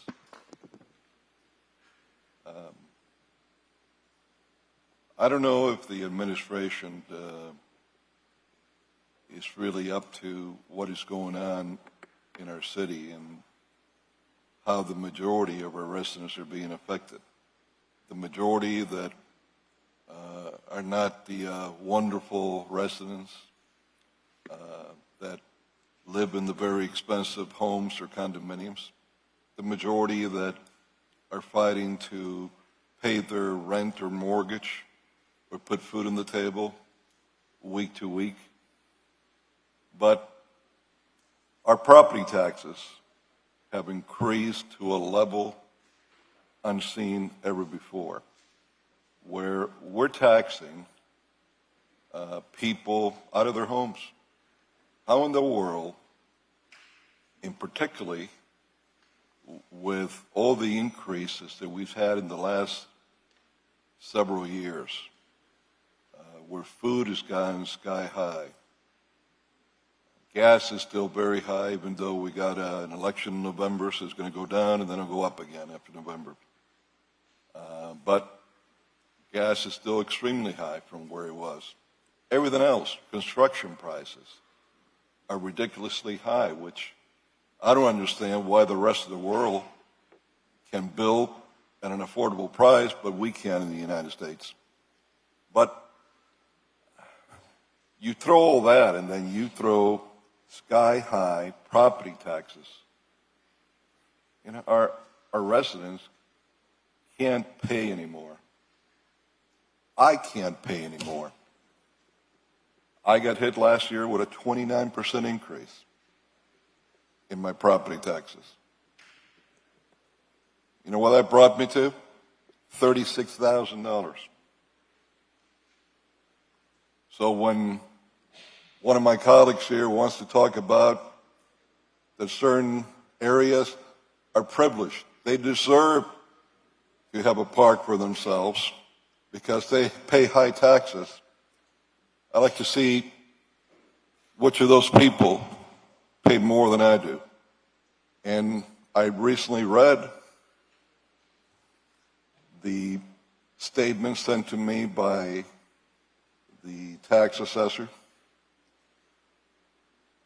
If everything stays the same and no increases are made in the city, the county, the school board, I'm very lucky. My taxes will be up some $40,000 plus. If they're increased, I'm up to close to $45,000. And again, that doesn't include the cost of living, how it's gone up. Who in the heck can afford to live in Miami anymore if you're not part of the rich and famous? So this is why you're not going to be seeing any kind of positive vote from me in any fee increase, in any property tax increase. In fact, between now and the second reading, I'm going to be looking to see how much we could lower the taxes. Because we have to come down to earth, you know, get away from Mount Olympus and look at the realities of how our people are living. It's not sustainable to have year after year these huge increases in property taxes.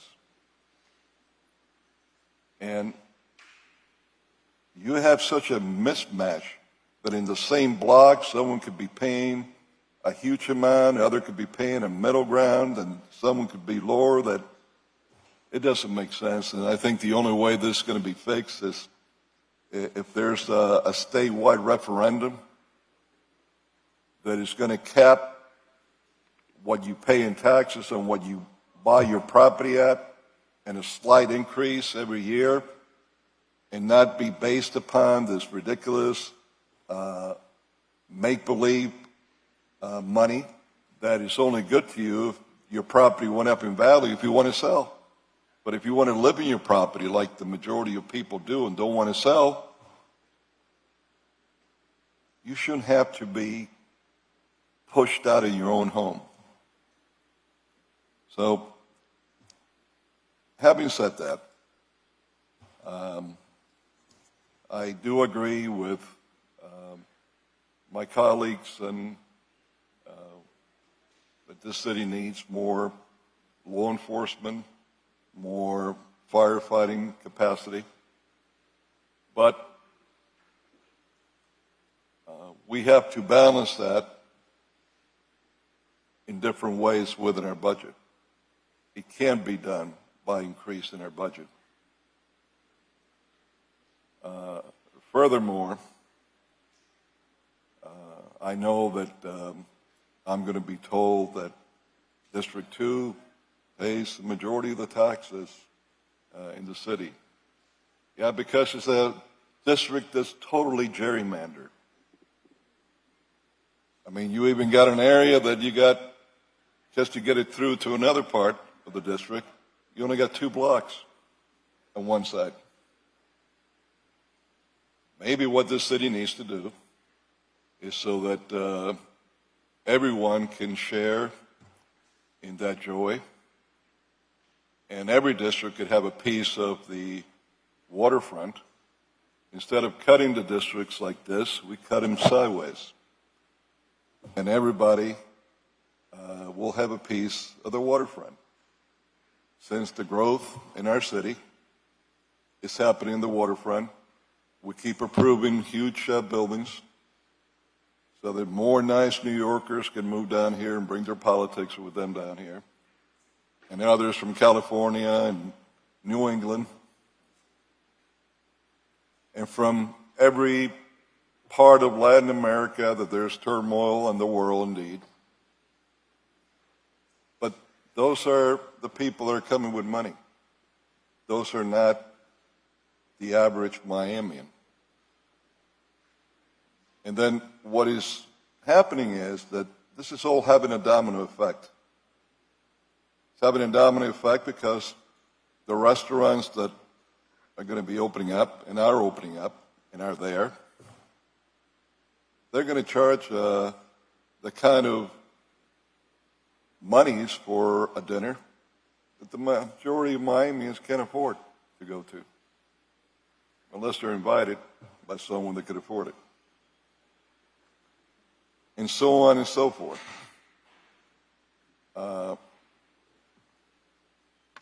City Place, the beautiful mall in it. It's in my district now.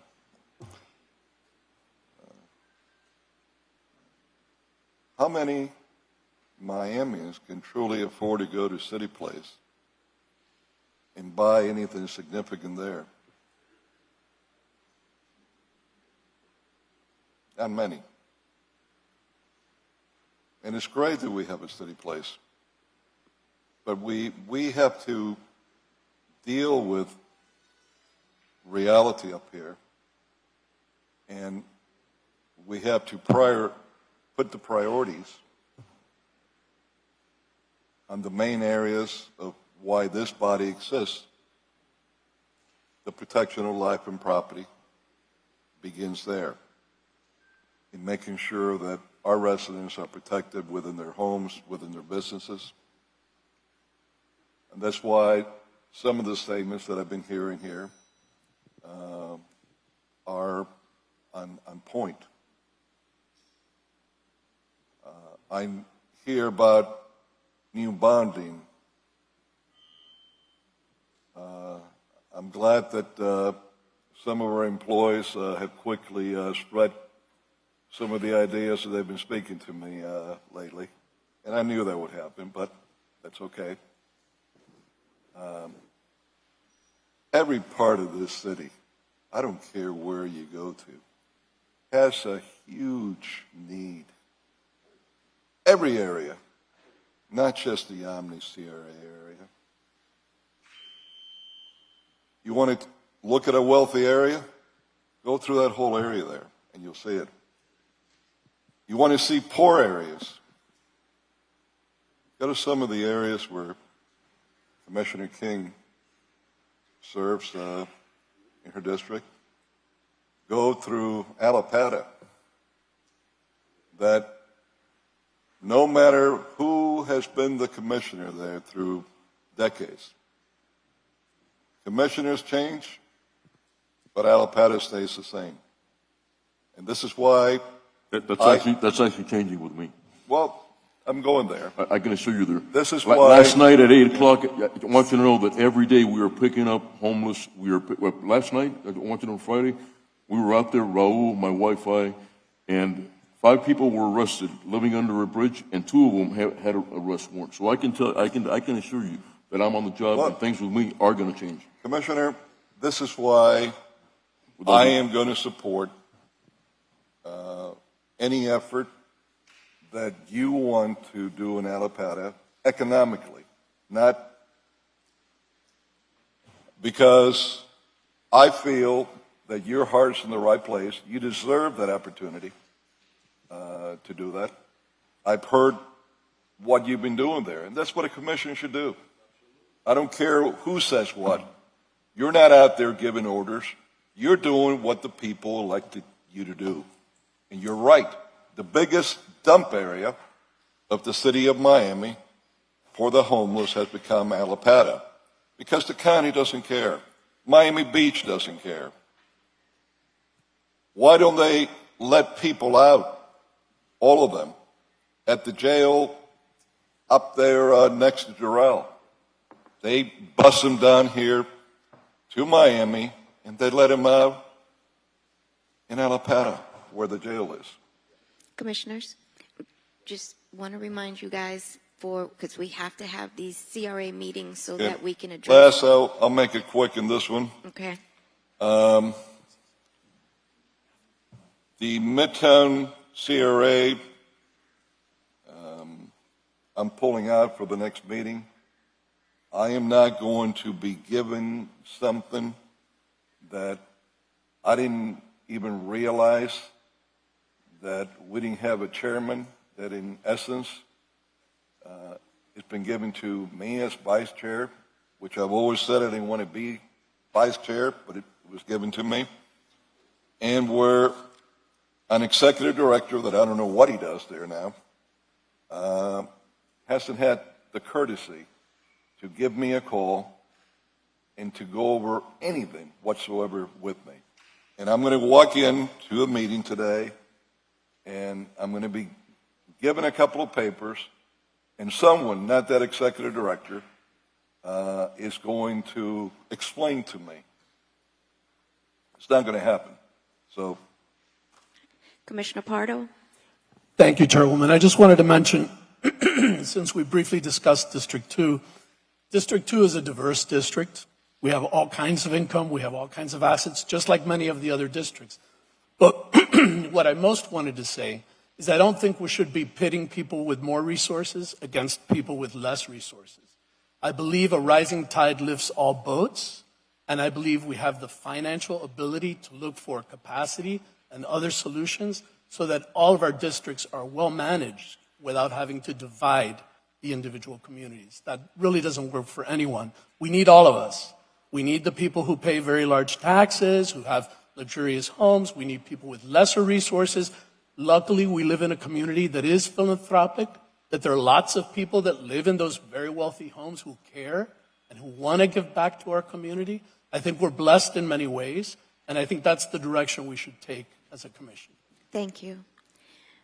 At this time, I'm going to recess the City of Miami Commission budget hearing so we can take up the CRA commission meetings.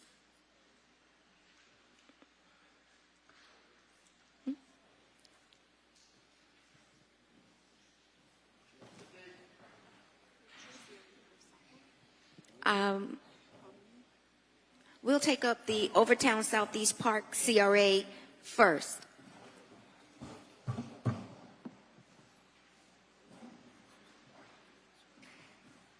Hold on for a minute.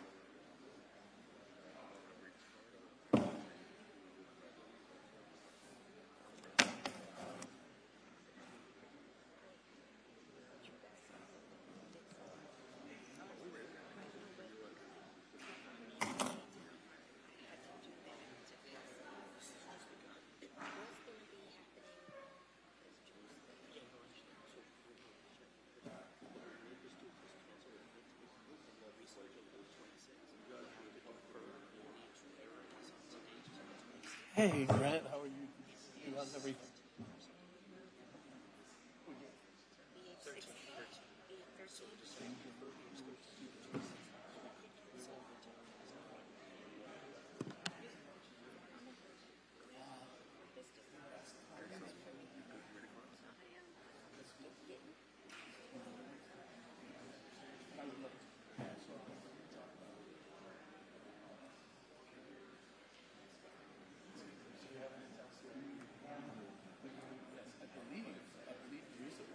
Midtown CRA?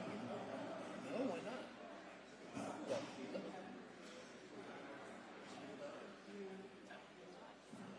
Hey, sorry, man. Over here, my little world. How's it going?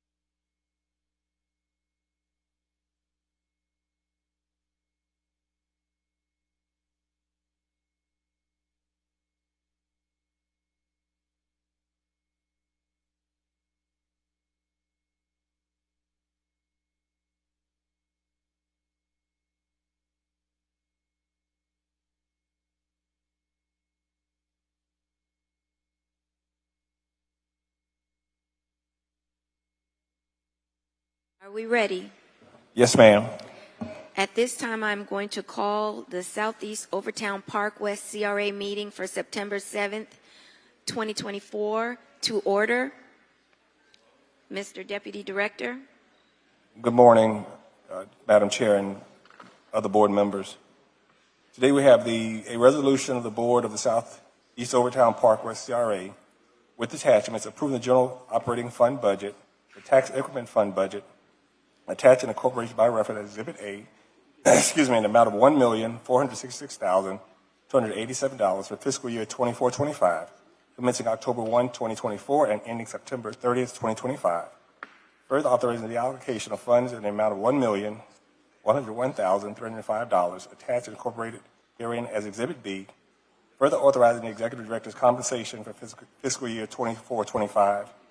Directing the Executive Director to transmit a copy of the said budget to the City of Miami and Miami-Dade County. Do I need a motion? You have to open the floor for public comment. Public comment. Anyone wish to speak on behalf of this item? Please step forward. Good morning. Good morning. My name is Grant Stern. I live at 425 Northeast 22nd Street. And I just wanted to say about this item, I hope that this budget includes funds for an independent investigation of the Town Park Village investment. This CRA spent $18 million renovating a cooperative in the heart of Overtown, and that money is not accounted for. And there are, over 100 affordable living units there that are at risk now.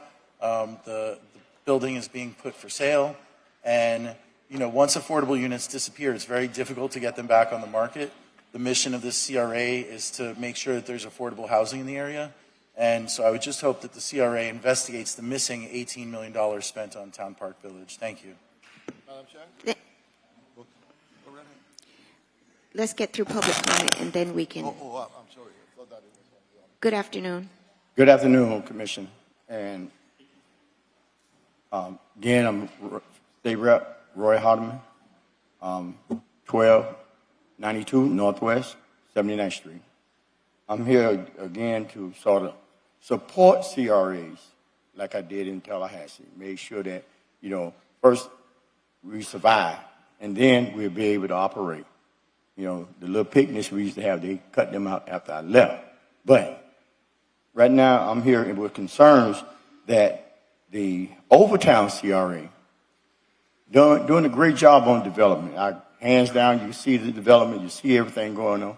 The only issues I have with that, one, we don't have enough community participation for that CRA.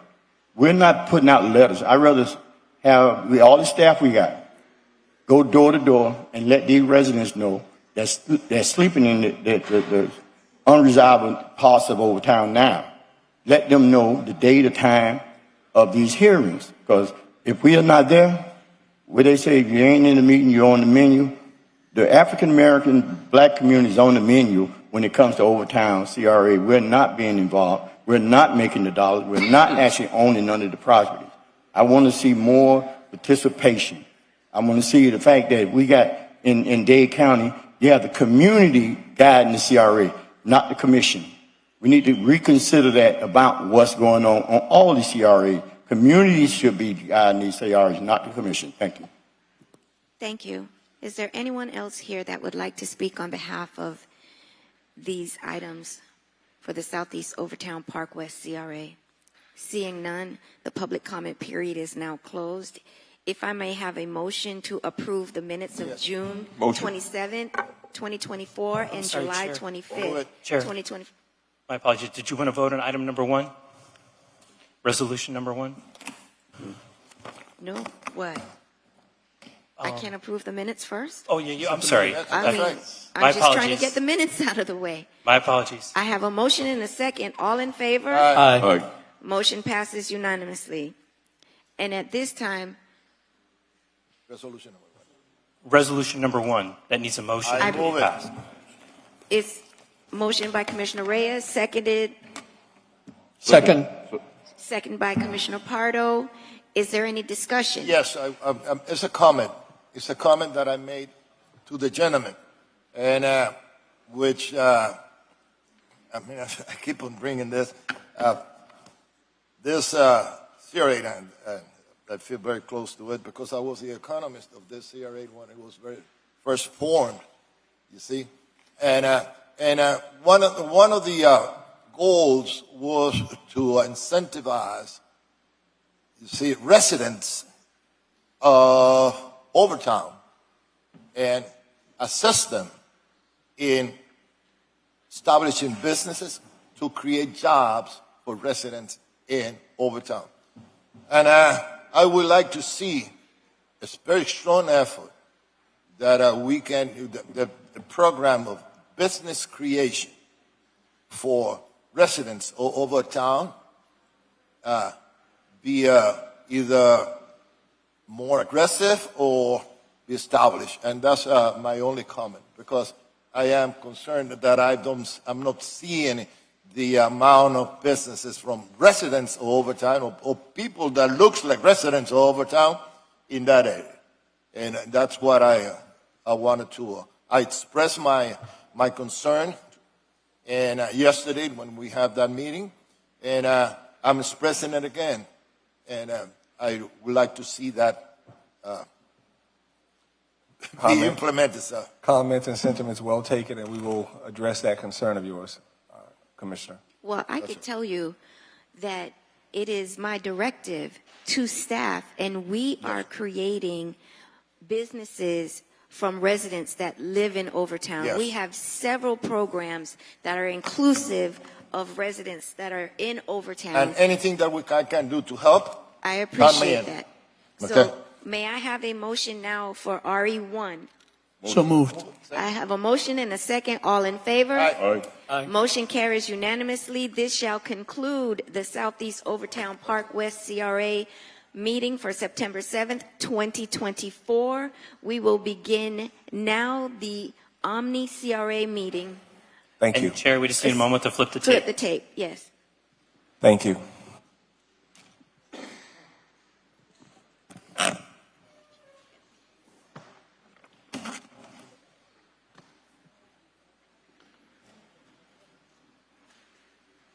Ready?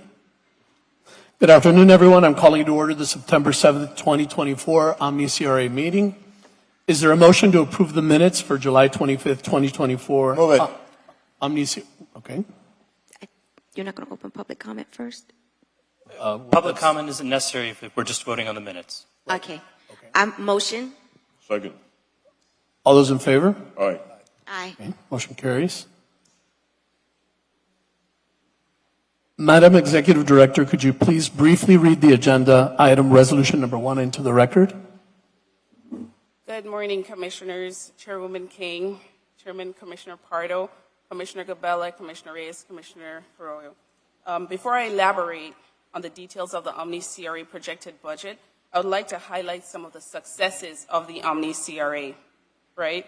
We have rebuilt a small team, but we are making big waves in the city of Miami. For the very first time since 1987, in 2015, the CRA began to focus on affordable housing. The CRA also adopted a number of initiatives that became state law. Our share of Overtown represents approximately 30 to 40% of the entire Omni CRA.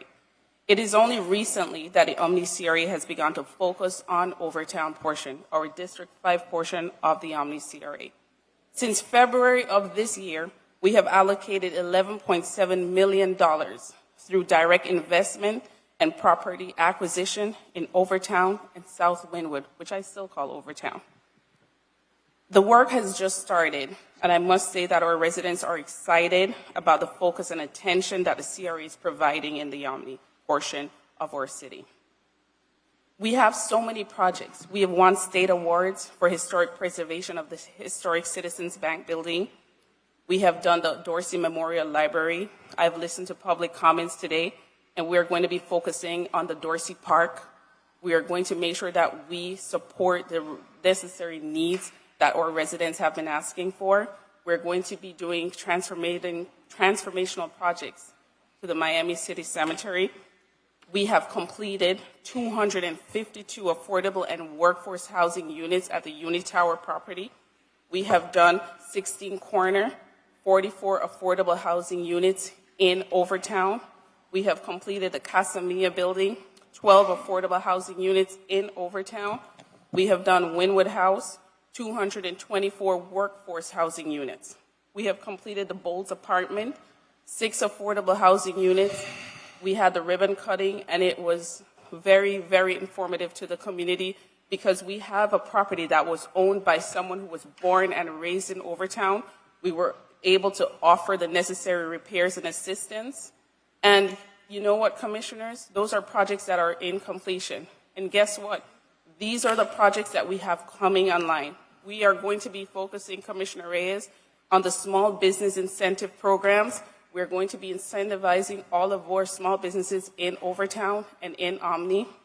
We are going to be doing the renovations at Dorsey Park. On September 16th, I'll be meeting with the Parks Department to go over our engineering assessment and budget. Commissioner King, I understand that we are funding the Robert T. Graham Park, and we have those monies set aside in our reserve. I received on March 20th, 2024, a request from the city. It's the Edward T. Graham, and you can't call it a park, but... Or space, our green space. Okay, but Reverend Edward T. Graham. And we are going to be connecting our communities. With the extension of life of the Omni CRA, we will be completing continued community enhancements to our green space. We also have housing projects that we're bringing to the board, and commissioners, guess what? Every project that we bring to you, we are making sure that they're better than all of the ones that we've completed before. We're only trying to make things better. We have the Bestman duplex. We have the Bestman apartments that are in the pipeline. It's a multi-generation duplex owned and to be further developed by Dr. Evelina Bestman. We have the El Doris on 14th Street. We have 1428. This is a small lot, and we're going to do a home ownership project. We have St. John Village Homes. We have Chapman West. We have a homeless shelter that is in our district, the Chapman Partnership, and we are making sure that we are committed to transitional housing for our most vulnerable people in this district. We have Unidos. We have committed $15 million to affordable housing for Unidos. These are projects that, commissioners, they're in our redevelopment plan, and we plan to bring forward to you better than ever before. Commissioners, I present to you the Omni CRA budget in the amount of $73,650,407. Thank you.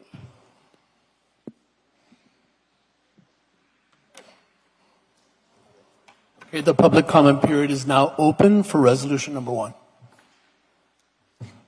Hi, my name is Grant Stern. I live at 425 Northeast 22nd Street. I'm here to comment on the Omni CRA. I think it's very important that we extend the life of the CRA, which is something I've been against in the past, the way it was done wrong in the past. Now it's going to be committed to affordable housing, but we need to do more than just that. The Omni CRA is doing a great job at trying to spread money throughout the community, but we need to do something more systematic because the Omni CRA, even if we extend the life, it's going to disappear. We need to create something that's going to last not just through our generations, but for generations to come. And this is why I'm asking the CRA to investigate Florida Chapter 189 and 190 dependent and independent special districts. These districts are the same kind of actual district that the CRA is. The CRA is just a special district. And after the county did a referendum a few years ago, they're under the management of the city if the special district is wholly within the city's limits. And by doing that, we could create infrastructure districts that connect our communities and that are specifically designed to help with our parks, with our streets, even with micro-local security and things like that. If you look at Midtown as a model, they have a CRA and a special district called a CDD. Now, these community development districts also have bonding capability, so you can actually borrow money to make improvements immediately and then pay that money back over time. According to some people that I've spoken with at County Hall, they're very receptive to these, making these, and they have to be because it's created through County Hall with their charter powers, as long as it's not taking money out of the county budget. This is a way that we can make these CRAs expand through greater communities without having to expand the border of the CRA, without disturbing the mission of affordable housing. In fact, it'll help the CRA focus more narrowly on affordable housing and business development than just doing everything all at once. I think we're at that point where the Omni CRA needs a little bit more focus on its higher value goals, which is the housing, and to leave a legacy of these special districts for, that could connect our communities. Thank you.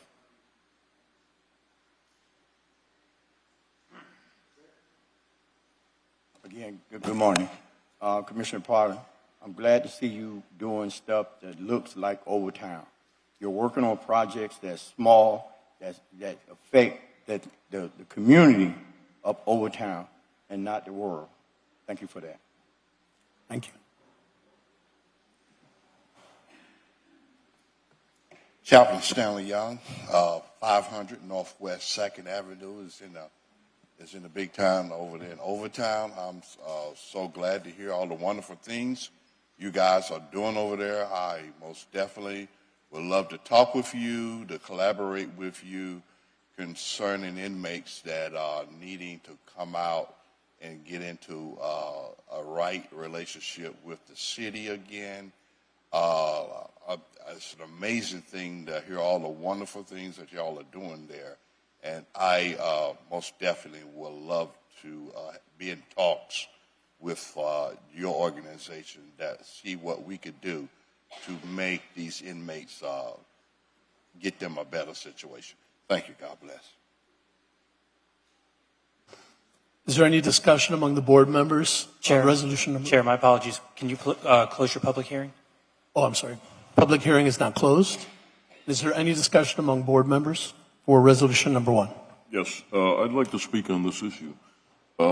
I, for one, with all due respect to everybody here, including yourself, Commissioner, that you represent the Omni CRA, will be voting no today on this until the question, okay, of the CRA, whether it's coming to Alapata, is answered. Because everybody seems to act here like that question does not exist, and I can assure you that that question exists, okay? And I'm not going to go through the whole litany. I'm not going to take 10 minutes, to say the whole thing. But since we are talking about the CRA, and the gentleman spoke, I can assure you that my vote is going to be no. The gentleman said that the CRA needs to be expanded. Well, there's not going to be, as for me, there's not going to be no expansion unless on time, unless there's an expansion on the boundaries. Let me make that crystal clear, okay? Crystal clear. Because I am tired, okay, of people dumping on Alapata, bringing, for example, Camilla's house to Alapata, promising things, then 10 years later, everybody disappears, and we end up footing the bill, the consequences, and everything else, including crime. Okay, so I want to make that crystal clear to everybody. And by the way, I have been trying for the longest, okay, to have a sunshine meeting so we can talk about the boundaries. It doesn't have to be set in stone. Last year, and I keep saying this and I'll say it again, we seem to ignore that there's a document, which I call the controlling document, okay, that was passed by this commissioner. You were not here, sir. I was not here. I believe you were here. Chairwoman was here. Caroy was here, and you were here, Manolo. And so we seem to pretend that that document doesn't exist, but that document does exist, okay? And obviously we're going to have a discussion next Thursday about it, so I'm going to stop there. I'd like to ask you one more thing, Isaiah, with all due respect. What happened to you came up in my office several times telling me that there was problems in the past CRA, a lot of abnormalities. Can you report to me what happened with the movie thing that the guy was subletting that we've been for 8 years trying to collect the rent difference? What happened to that? Or did that all of a sudden just go away now and nobody's interested in that anymore? Oh, Commissioner, if I may, we have sent out the default letters. And we're working on both leases in the CRA to address those concerns. Right. And we've also are working currently on our standard operating procedures to make sure that any discrepancies that we've had in the past do not reoccur. So we are working on them. So, We've sent out the default letters or the notices. And then on the lease for the Firehouse Restaurant, we have entered into, settlement or mediation, I should say, my apologies, mediation with the restaurant tenant. Thank you. You know what I can't understand for the life of me? I can't understand how this has been going on for about 8 years. For the life of me, I can't understand. I mean, when you're in business and you don't fulfill your obligations and at least you're out, you're out. What's going on here? Who's backing these people up? I want to know because I'm tired of these shenanigans going on in City Hall. What did we rent for these people? Like $3 a square foot? I believe it was $3 a square foot. And then they're making money on us, and we can't collect for 8 years. And then at the same time, we can't throw them out. I mean, something's got to give here. You know what I mean? And then the last time I spoke to you, we had this discussion, and you guys said, the law. No, we're going to see to wait to what they see. Wait to what they see. Oh, no. Who's in charge of the property here? Is the city of Miami the owner of the property, or are they the owners of the property?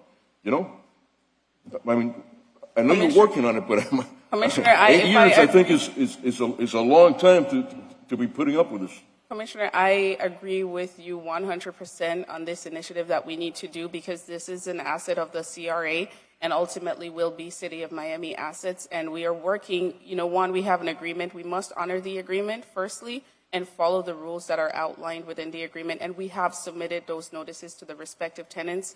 And I can assure you that every meeting... But it seems to me, Isaiah, excuse me, I'm sorry to interrupt you, but it seems to me like somebody was protecting these people. Because, again, I don't see, or unless, in government, they say the wheels of government, it turns too slow. When I get in here, I'm not used to this because I've been in business all my life.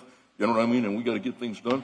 And for the life of me, I again say, what's going on here? You know what I mean? Because for 8 years, this has been going on. By the way, you were the one that told us this. I didn't call you guys, hey, what's going on over there? No, you guys walked into my office. Miguel did also, and you guys explained to me what was going on. You know what I mean? And I asked, and the reason I'm saying this right now, and it's not to pass judgment on you, by the way. No, I know, Commissioner. But I got to be clear. We got to be clear with the taxpayer here that how the hell, excuse my French, can we be renting for $3 a square foot, and those guys are going, doing on the other side, making money off of us, and we can't get them out of it for 8 years, is what I'm saying. I'd like to, please, so let's proceed. We can have the property back, and we can rent that property and maybe make some revenues. So maybe we can reduce the tax load like Commissioner Carollo is rightly saying, because I agree. By the way, I will not be voting on any tax increase whatsoever. Thank you. Executive Director Jones, it has just been brought to my attention. I know Commissioner Gabella had requested a sunshine meeting for us, and I had told the city clerk, because I was advised that the chair of the Omni CRA couldn't attend, and I didn't feel like we should be discussing the Omni CRA without the chair. And I would think that we're going to discuss it on Thursday. But this has just been brought to my attention, and I need some clarity on it. This extension of the Omni CRA includes an expansion that goes into the Southeast Overtown Park West CRA? So I will, the boundaries, is it the same boundary or is there a change? Because I will not be voting on anything today or Thursday. Let me be clear about that. That if the boundaries of the Omni CRA, which I have not been briefed on, extend into the Southeast Overtown Park West CRA. So, Commissioner, I would like to clarify. That's what I've been talking about, having the sunshine meeting so we can negotiate these boundaries. I've been trying to get a meeting, and I want to put it on the record for the last month. I've been trying here for a sunshine meeting. I've even tried into the future, and nobody has gotten, not even, you know what frustrates me is that nobody from your office, from anybody, has said, hey, Gabella, let me just ask you a question out of curiosity. What are those boundaries that you're willing to negotiate? Not even that. You guys don't have no curiosity. Like if you guys are going to ram this thing through, you know what I mean, and be the old CRA that you were, you know. And don't tell me you guys didn't get the memo, right? That I'm requesting for a sunshine meeting for many moons ago.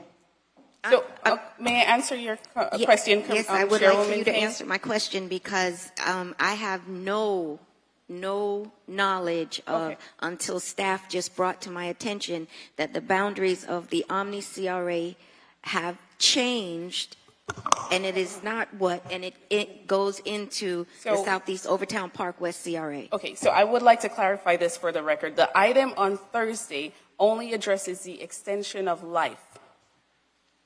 Only the extension of life. It does not address the boundaries. But you guys seem to act. You guys seem to act like if there's not a document that was passed July of last year by certain members that are here. That document, Commissioner, is the one where there is an issue that we have to work with your office on with the boundaries, because that document. But how are we going to work on that issue? How are we going to work on that issue? How am I going to express, for example, to Commissioner Pardo or to Commissioner King, hey, let's do this over here. If I can't have a sunshine meeting, how am I supposed to do this? You can just meet directly with the executive. I want to meet with you guys. I want to meet with you guys. We're the ones that decide here. I want to meet with you guys and talk about it. And let's put it on the table. Let's talk about it. Because tell you what, we're not going to keep waiting, because you guys, I hear a lot about you guys. We got to build this and we got to build that. What about us? What, we keep waiting for 10 years to build our stuff? You know, we keep continuing to absorb the crime, to absorb the homelessness. Everybody dumps on us and we continue. But nobody wants to talk about that. Okay, listen, when we speak one person at a time? Okay. No, you don't need to be done. Commissioner Reyes. Chair, please.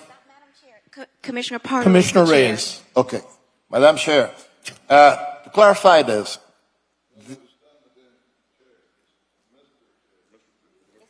Pardo, it could be whatever you like. Oh, Mr. Chair. Oh, I'm sorry. You see, I'm going to get all confused because, you know, this discussion, I don't know if we were talking about the expansion in a regular meeting or if we are talking about the Omni budget. You see, I mean, we get sidetracked sometimes. Commissioner Gabella, we received the request twice, but we were on vacation. It didn't work for us. You see, now everybody is here. Commissioner Pardo, who is the chair, wasn't here. You see, now I meet with you under the bridge whenever you want. You see, I mean, No, but don't take it and my personally. position. I didn't say any otherwise, but no, but No, listen, no, I my was supposed to hold be on on a second, vacation, and I'm here today. Okay, folks, one at a time, please. You're throwing the towel. You're throwing the Gentlemen. towel. I'm not going to take it. Gentlemen. It's a disrespect to my district, not wanting to talk about the problems of my district, sir. It's a disrespect to me. You were on vacation, that's fine, but let me tell you this multiple times, 2 in the past and 2 into the future, that we could have had this meeting. Okay, so please don't tell me that Gentlemen. everybody's on vacation come on, man. for the whole month of August. Let's- Because I'm here, taking care of this Commissioner business Gabala. with the Let's, thing. I'm let's, here. Listen. let's go one at a time. With all due respect, I'm sorry. That is an issue that we can ask whenever you want, Okay. and that's it. And I'm moving the Omni CRA Okay. budget as it is now, because this is what it is in question now. Can I just make a point of clarification here and give an opportunity? Madam Executive Director, can you explain why that document that exists, which is not part of the extension of life, it's not on the budget, it's not on the agenda for Thursday, why it's a problem which requires to basically start that process all over?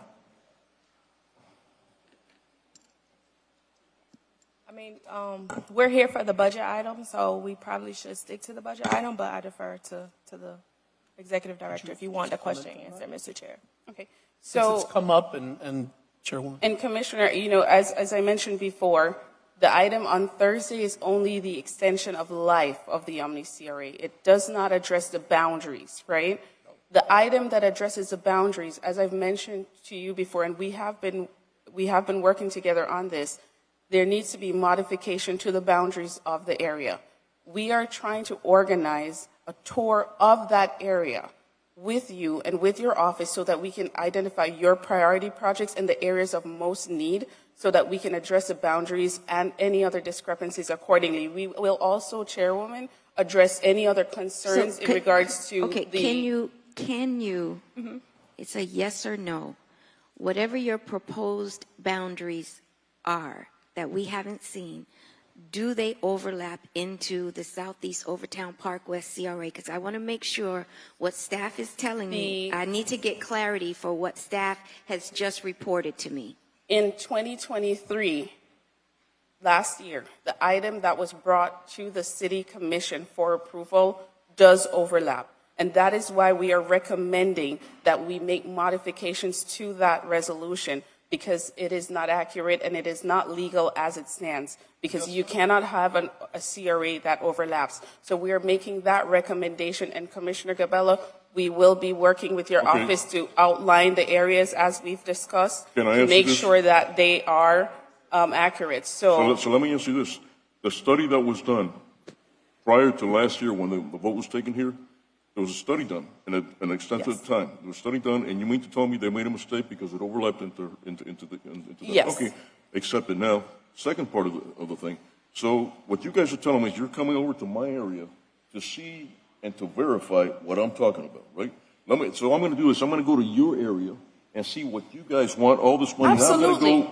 But now I'm going to go with a fine-tooth comb, because if you're going to scrutinize my area, I'm going to scrutinize your area. Okay, we'll play that game. Okay, because let me tell you what the problem is. The problem is I can't tell you I want to build a certain thing right here and there, because you guys have been at it for many years with a CRA, and that's why, by the way, that's why mission accomplished. That's why you guys, the extension of the time ends in 2030, because you were given that 24 years ago, I believe. Okay, or something of that nature, and you fulfilled your promise. You can't say to me that 90% of your area, 95% of that area has not been, mission accomplished. In other words, you got rid of crime, your infrastructure. It's a very nice place to live now. You have some of the highest prime properties in the city of Miami. You go down to my area just west of I-95, it's a disaster. A complete, total disaster. Okay, complete, total disaster. Okay, so you can't expect me, if we're to create this thing, you can't expect me to say, oh, I want to do this, and that. Yeah, you know what? Let me tell you some of the things I want to do. We need to address the homeless situation. The other day, every day, my team and I, Raul, me, Steve, my wife, all of us, we identify homeless and we call. The other day, there's a gentleman with a dog. There was no home for the gentleman in Camilla's house. No home. Okay, but Miami Beach has a home. They have 18 or 20 beds. They get, but I can't. We couldn't take that guy to house him in Camilla's house, because Camilla's house, ladies and gentlemen, was full. Okay, so therefore we have them on the street. By the time they figured out that 3 hours later that they found the bed, the guy was gone. He's gone. So then our police department have to go over the whole cycle again. We're wasting resources because we're just simply putting a Band-Aid on this problem and we are not fixing the problem. Okay, it's a hard problem to fix, but we need a temporary, permanent solution here. We cannot, and then you got the October 1st problem, okay, and then the January 1 problem that's among us, okay? You know, so what I'm saying to you is, you know, look, at the end of the day, I understand what you're saying, okay? But at the end of the day, okay, you guys need to realize that we have a serious problem in Alapata, okay? We are not going to take it anymore. We are not going to say yes to everybody else in the district. I'll get one more. Tell you what, you know the only way that I'll vote for this, you know, the one that you're telling me? Very simple. Tell you what, let's build another communist house in everybody's district here, okay? And then we can all absorb the little consequences altogether. But nobody will do that because nobody wants to. Mr. Chair, I think we're going to go over. Yeah, I agree. And I want to make something clear. I was a strong proponent of building, and if you remember, of having a CRA in Alapata. I have said that for the record. That doesn't work. That doesn't work. You're going to get funding for 9 or 10 years. You can't wait 9 or 10 years. Listen, I'm not going to argue with you. The only thing is that we are, right now, but it is, the agenda is the Omni CRA budget. Correct. I move. And I'll second it. That's it. And let's vote on it, and then we discuss all the things later on.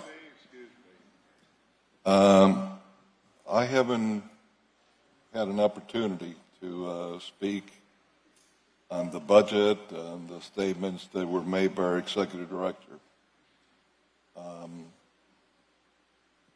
Madam Executive Director, this is what I would like before our September 12th meeting, where we're bringing the items up that have been discussed here. This CRA was established with a 30-year life, correct? Yes, Commissioner. 24 years have passed, correct? There's 6 years left. Or more. Yeah, 6 years left. So, based upon some of the statements you've made, and I'll go back to them in a second, I'd like the following from you. I would like to have a breakdown in the last 24 years of how much money has come in to that CRA from the city, from the county, and 3 from any other sources. That's one. Secondly, how much of that money has been spent in Overtown in the last 24 years versus the other part of the CRA district? You could break down a list throughout the years of the monies that have gone through the Port Tunnel, the opera houses, and everything else that were really the intention of some why this was created, while hiding behind blight. This way, we can see what has been done with those monies in the last 24 years. Now, at the same time, I want to make sure I understood what you said. You mentioned something that 30 to 35%, did I hear right?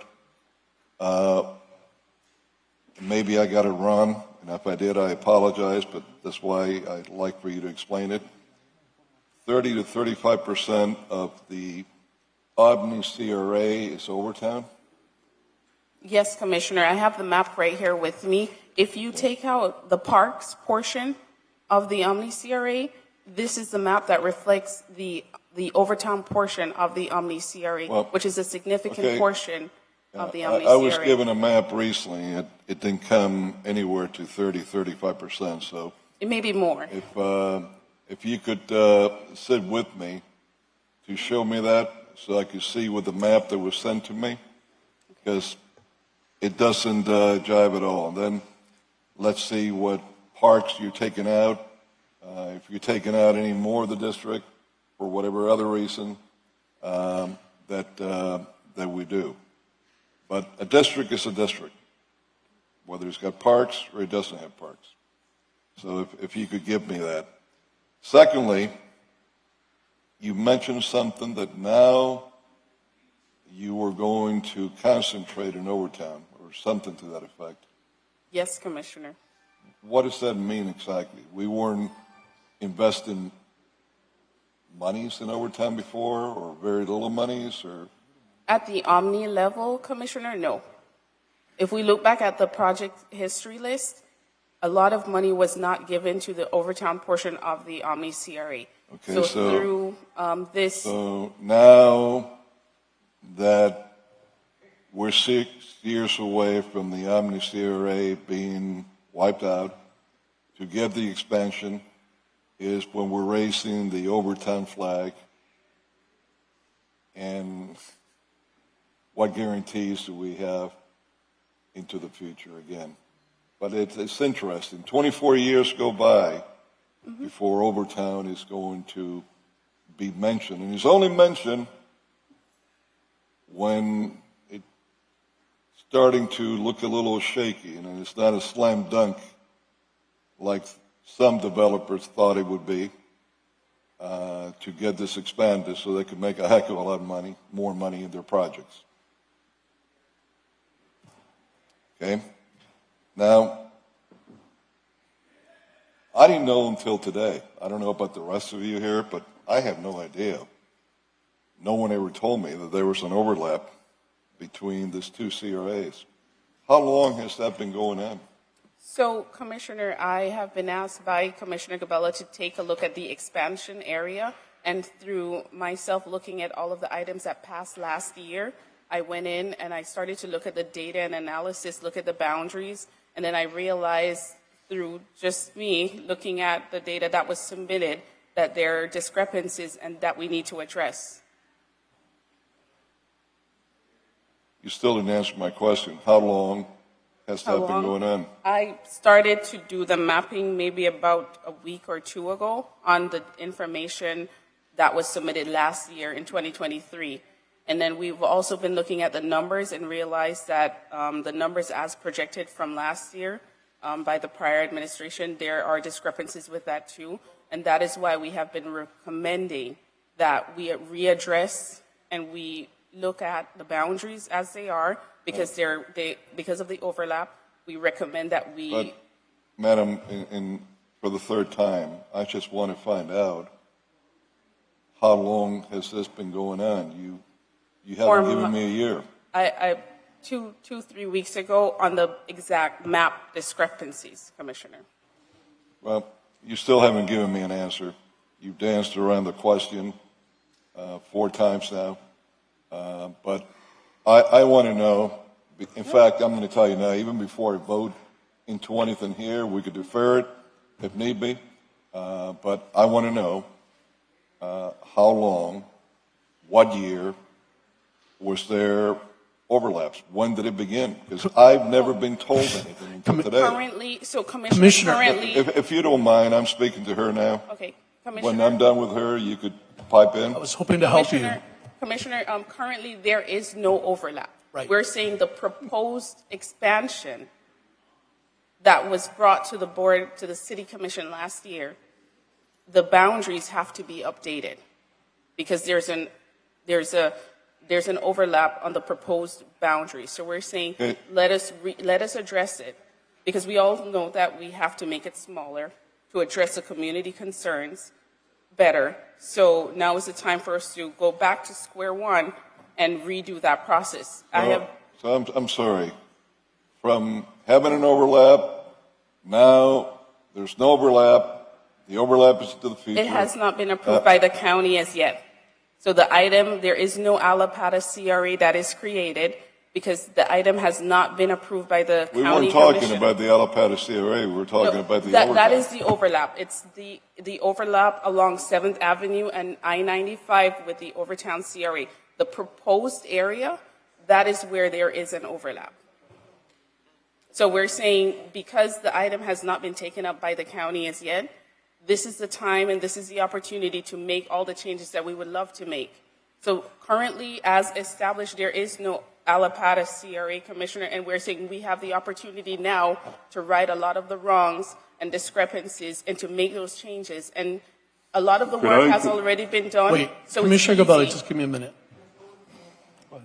So we're saying, and we're recommending, based on what we have heard from you, Commissioner Gabella, that we address your concerns. We look at the boundaries. We make sure that there is no overlap with the Overtown CRA, because the Overtown CRA has been already established since 1985.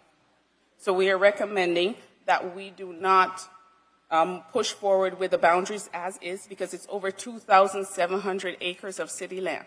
So we're saying let us make the amendments on those proposed boundaries and let us address that concern. But Commissioner, I wanted to mention also that the item at play for the Omni CRA public hearing meeting today is the budget. So I believe we are also out of capacity to really address the extension and expansion item. And we should see if we could pass the item that is in front of us here today, which is the Agreed. budget. We have a motion, we have a second. Can I just, I'm sorry. Can I just We've no, real quick, this is what I'm saying. Real quick. Actually, what was passed last year of the extension of the boundary with the time span to 2047, actually that went to the county. Okay, and the only problem was that there was a problem going on with who was going to sit on that board, whether it was a city commissioner or a county commissioner. I personally have spoken to Keon Hardeman, the county commissioner for part of my area. Okay, and he explained to me what really was going on. This had passed, but the only problem was that we couldn't decide whether it was going to be a city commissioner or a county commissioner on that. Okay, so it's not entirely correct, saying that this did not go to the county. No, they were discussing who was going to sit on that board. Okay, and it was almost there. Now, I heard what you had to say on the banner, but I just wanted to put that on the record. That's all I'm telling you. Okay, we have a. I want to put one more thing on the record, and I'd like our city attorney, George, if you could step forward. Put it on the record, because I've heard more than one time from my constituency that things happen in the city of Miami. We pass one thing, and it's quite another.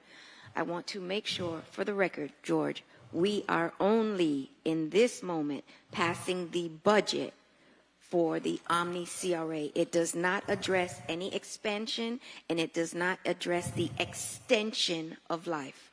Absolutely correct, Madam Chair. Okay, now I have one other question, because there was going around and around and around that we could not extend the boundaries of the Omni CRA to include Alapata, but now I'm hearing that you have to amend the boundaries because the boundaries are wrong, because you've stepped into the Southeast Overtown Park West CRA. So there is a possibility or an option to include Alapata in the boundaries of the Omni CRA? Because I thought it was, and I had asked staff to give us a report at our meeting before we convened for recess, that because Commissioner Gabella was concerned and we tabled extending the life of the CRA for a feasibility study, but now I'm hearing there are efforts to address the Omni CRA's boundaries. I don't understand. So there's two items, and I tried to explain it in other meetings, but there's two items. There's one item that relates strictly to extending the life of the CRA, and that one has been approved by the Omni CRA, by the city, and it was sent to the county. The county modified it and sent it back after approving it. So that one only needs the city approval, and all it will do is extend the life of the CRA. There's no expansion associated with that. However, there was another item that was adopted where it was extension of the CRA plus an expansion into Watson Island and into large swaths of Allapattah. That was approved by the Omni CRA, approved by the city. It has not been approved by the county yet. So that would require approval. However, there may be some question as to whether we actually want all that territory to be expanded into the Omni CRA. So if you want to, so you could move that one forward as is, request the county to vote on it, and see what happens. Or you could modify it, which would then require a new study, because the study has to match the territory. The study that currently exists, that is required by state law, is for the expansive area. So you can't. But how can you extend the life if you don't know the boundaries? Well, how can you extend the life if you don't know the area? Because if you do that, then they don't have to negotiate anymore. No, the boundaries. They're done. They got their way. Because item 1 is the current boundary. Right. And that would be the extension of the current Current boundaries only. Okay, I believe, I just wanted to put that on the record, that it is the current boundaries Yes. and not any other Yes. boundaries. Yes. Okay. We're good? Okay. The, We have a motion on the floor, a first and a second. based on what was being discussed here, I believe I have something else that I'd like to inquire about.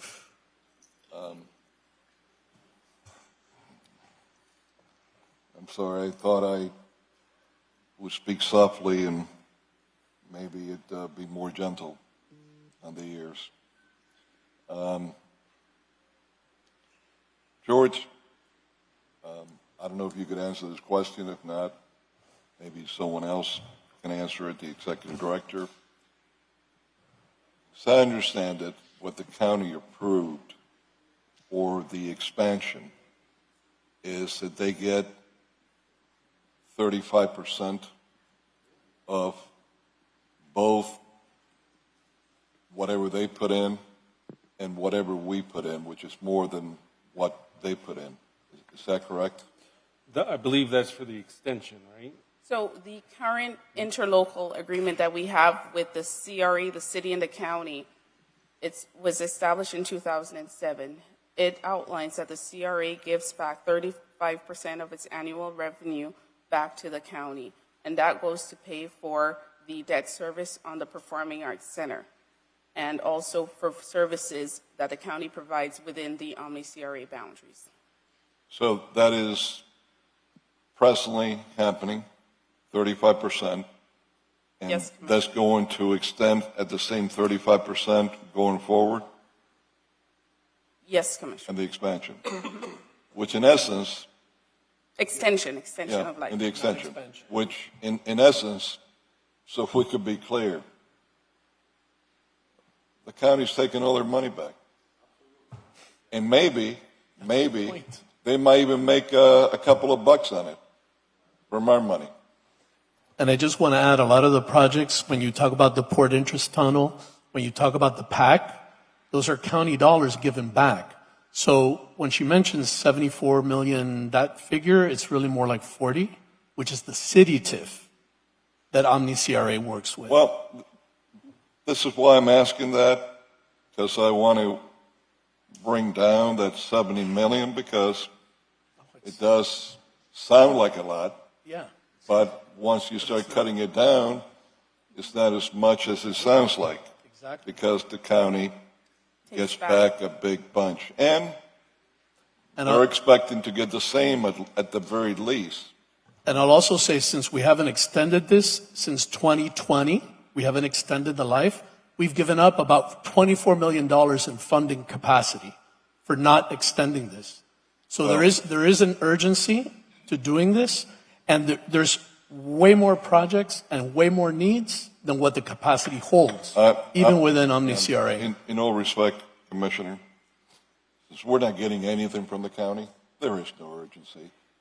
We're in the driver's seat, and I'm going to be presenting some ideas to this body on how we could resolve this and spend our dollars in the areas that are most needed right now in the city, so we could take care of those needs now, not 10 years from now, or more.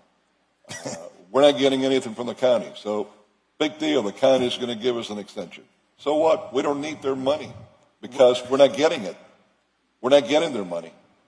Now, if they were leaving all that money in, well, maybe that's a little different. No, it's our money, but the they're city not. TIF. Yeah, because they're only taking 35% of what they're giving us, but they're taking also 35% of what we're putting in.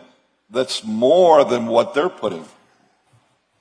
All right, listen, we have the budget, so let's go ahead. Let me add to this, because that was my argument when the extension came and I went against it. I was very adamant about it. Because for all practical purposes, we are working with our own TIF, not the county TIF. Correct.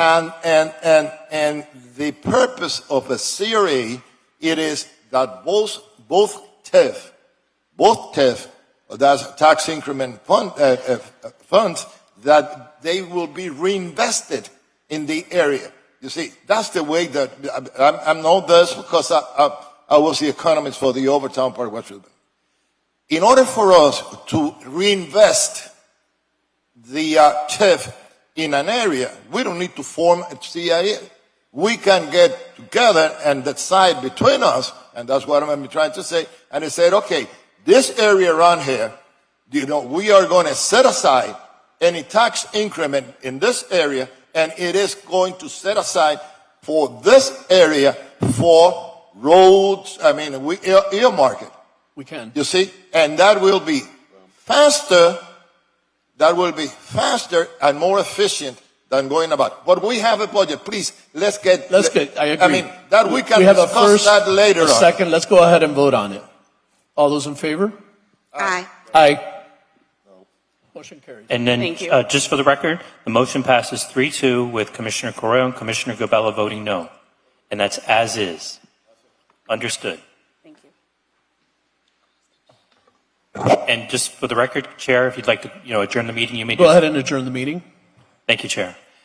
If I could just get just a minute to flip the tape. And Chair, if it's okay, while we have members of the public in the chambers as well as watching online and on Channel 77, the Midtown CRA for today has been canceled. Correct. And I would like to know if my colleagues would like to take a break for lunch and come back. No, I can't. I would.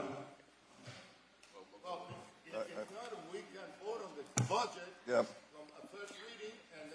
Do we want to vote on the budget for first reading? And Chair, before having this discussion, let me get the Turn on tape the going. tape. Yes, just a please. moment.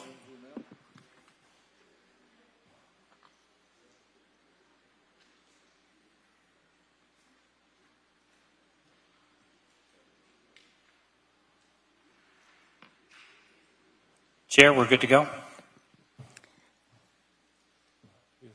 The first budget hearing for September 7th, 2024 is now back in session. May I have a motion for BH3? I cannot take that as a block vote. I have to take that separately. I have a motion. Second. All in favor? Aye. Motion carries unanimously. May I have a motion for BH 4, 5, 6, 7, 8, 9, and 10? Motion budget for this. I have a motion and a second. All in favor? Aye. Sorry, Chair, who's the seconder? Motion. Commissioner Reyes Reyes. was the second. Commissioner Reyes moved it? Oh, No, Commissioner Pardo. Gabella. And he seconded. Okay. Or you moved it on a second, doesn't matter. Okay. May I have a motion to defer BH 13? That was the Midtown CRA. We didn't have the meeting. Move. I have a motion and a second. All in favor of deferring BH 13? Aye. Aye. Motion. And Chair, just for the record, that'll be to September 26th. Correct. Motion carries. May I have a motion for BH 11, 12, 14, and 15? Move.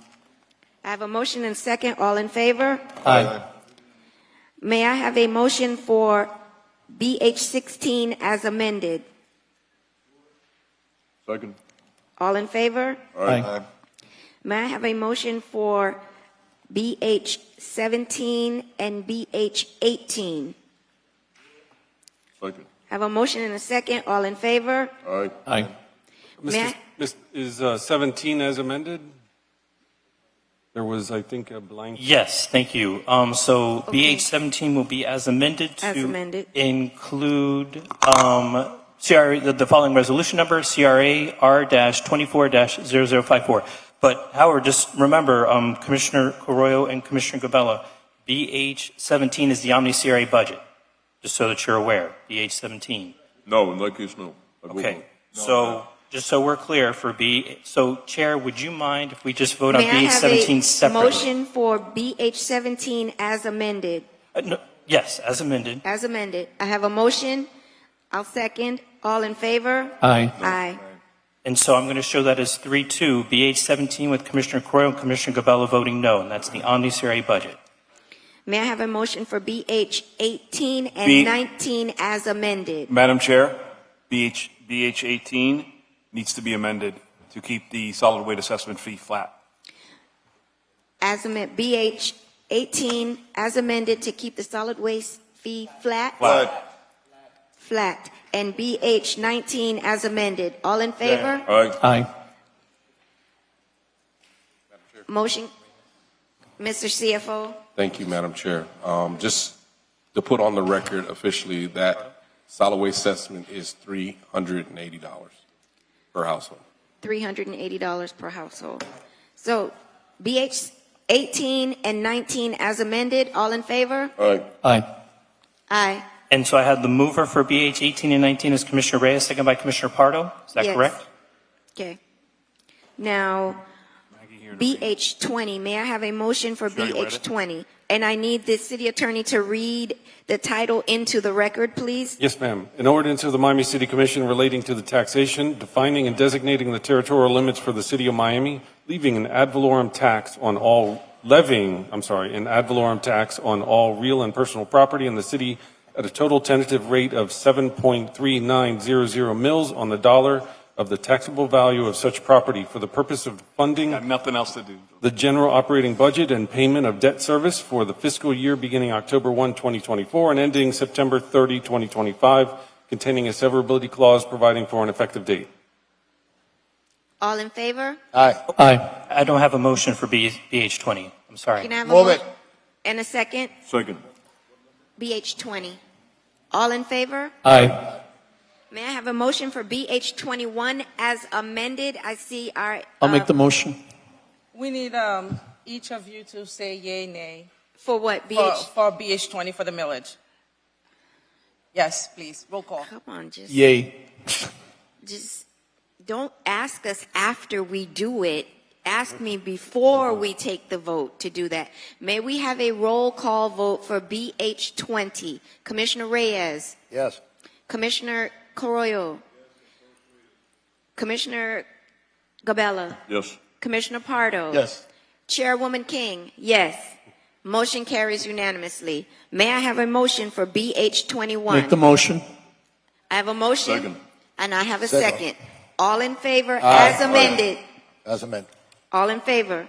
Aye. Motion carries unanimously. Thank you all for attending the first budget hearing for the City of Miami this September 7th, 2024. The meeting is now adjourned.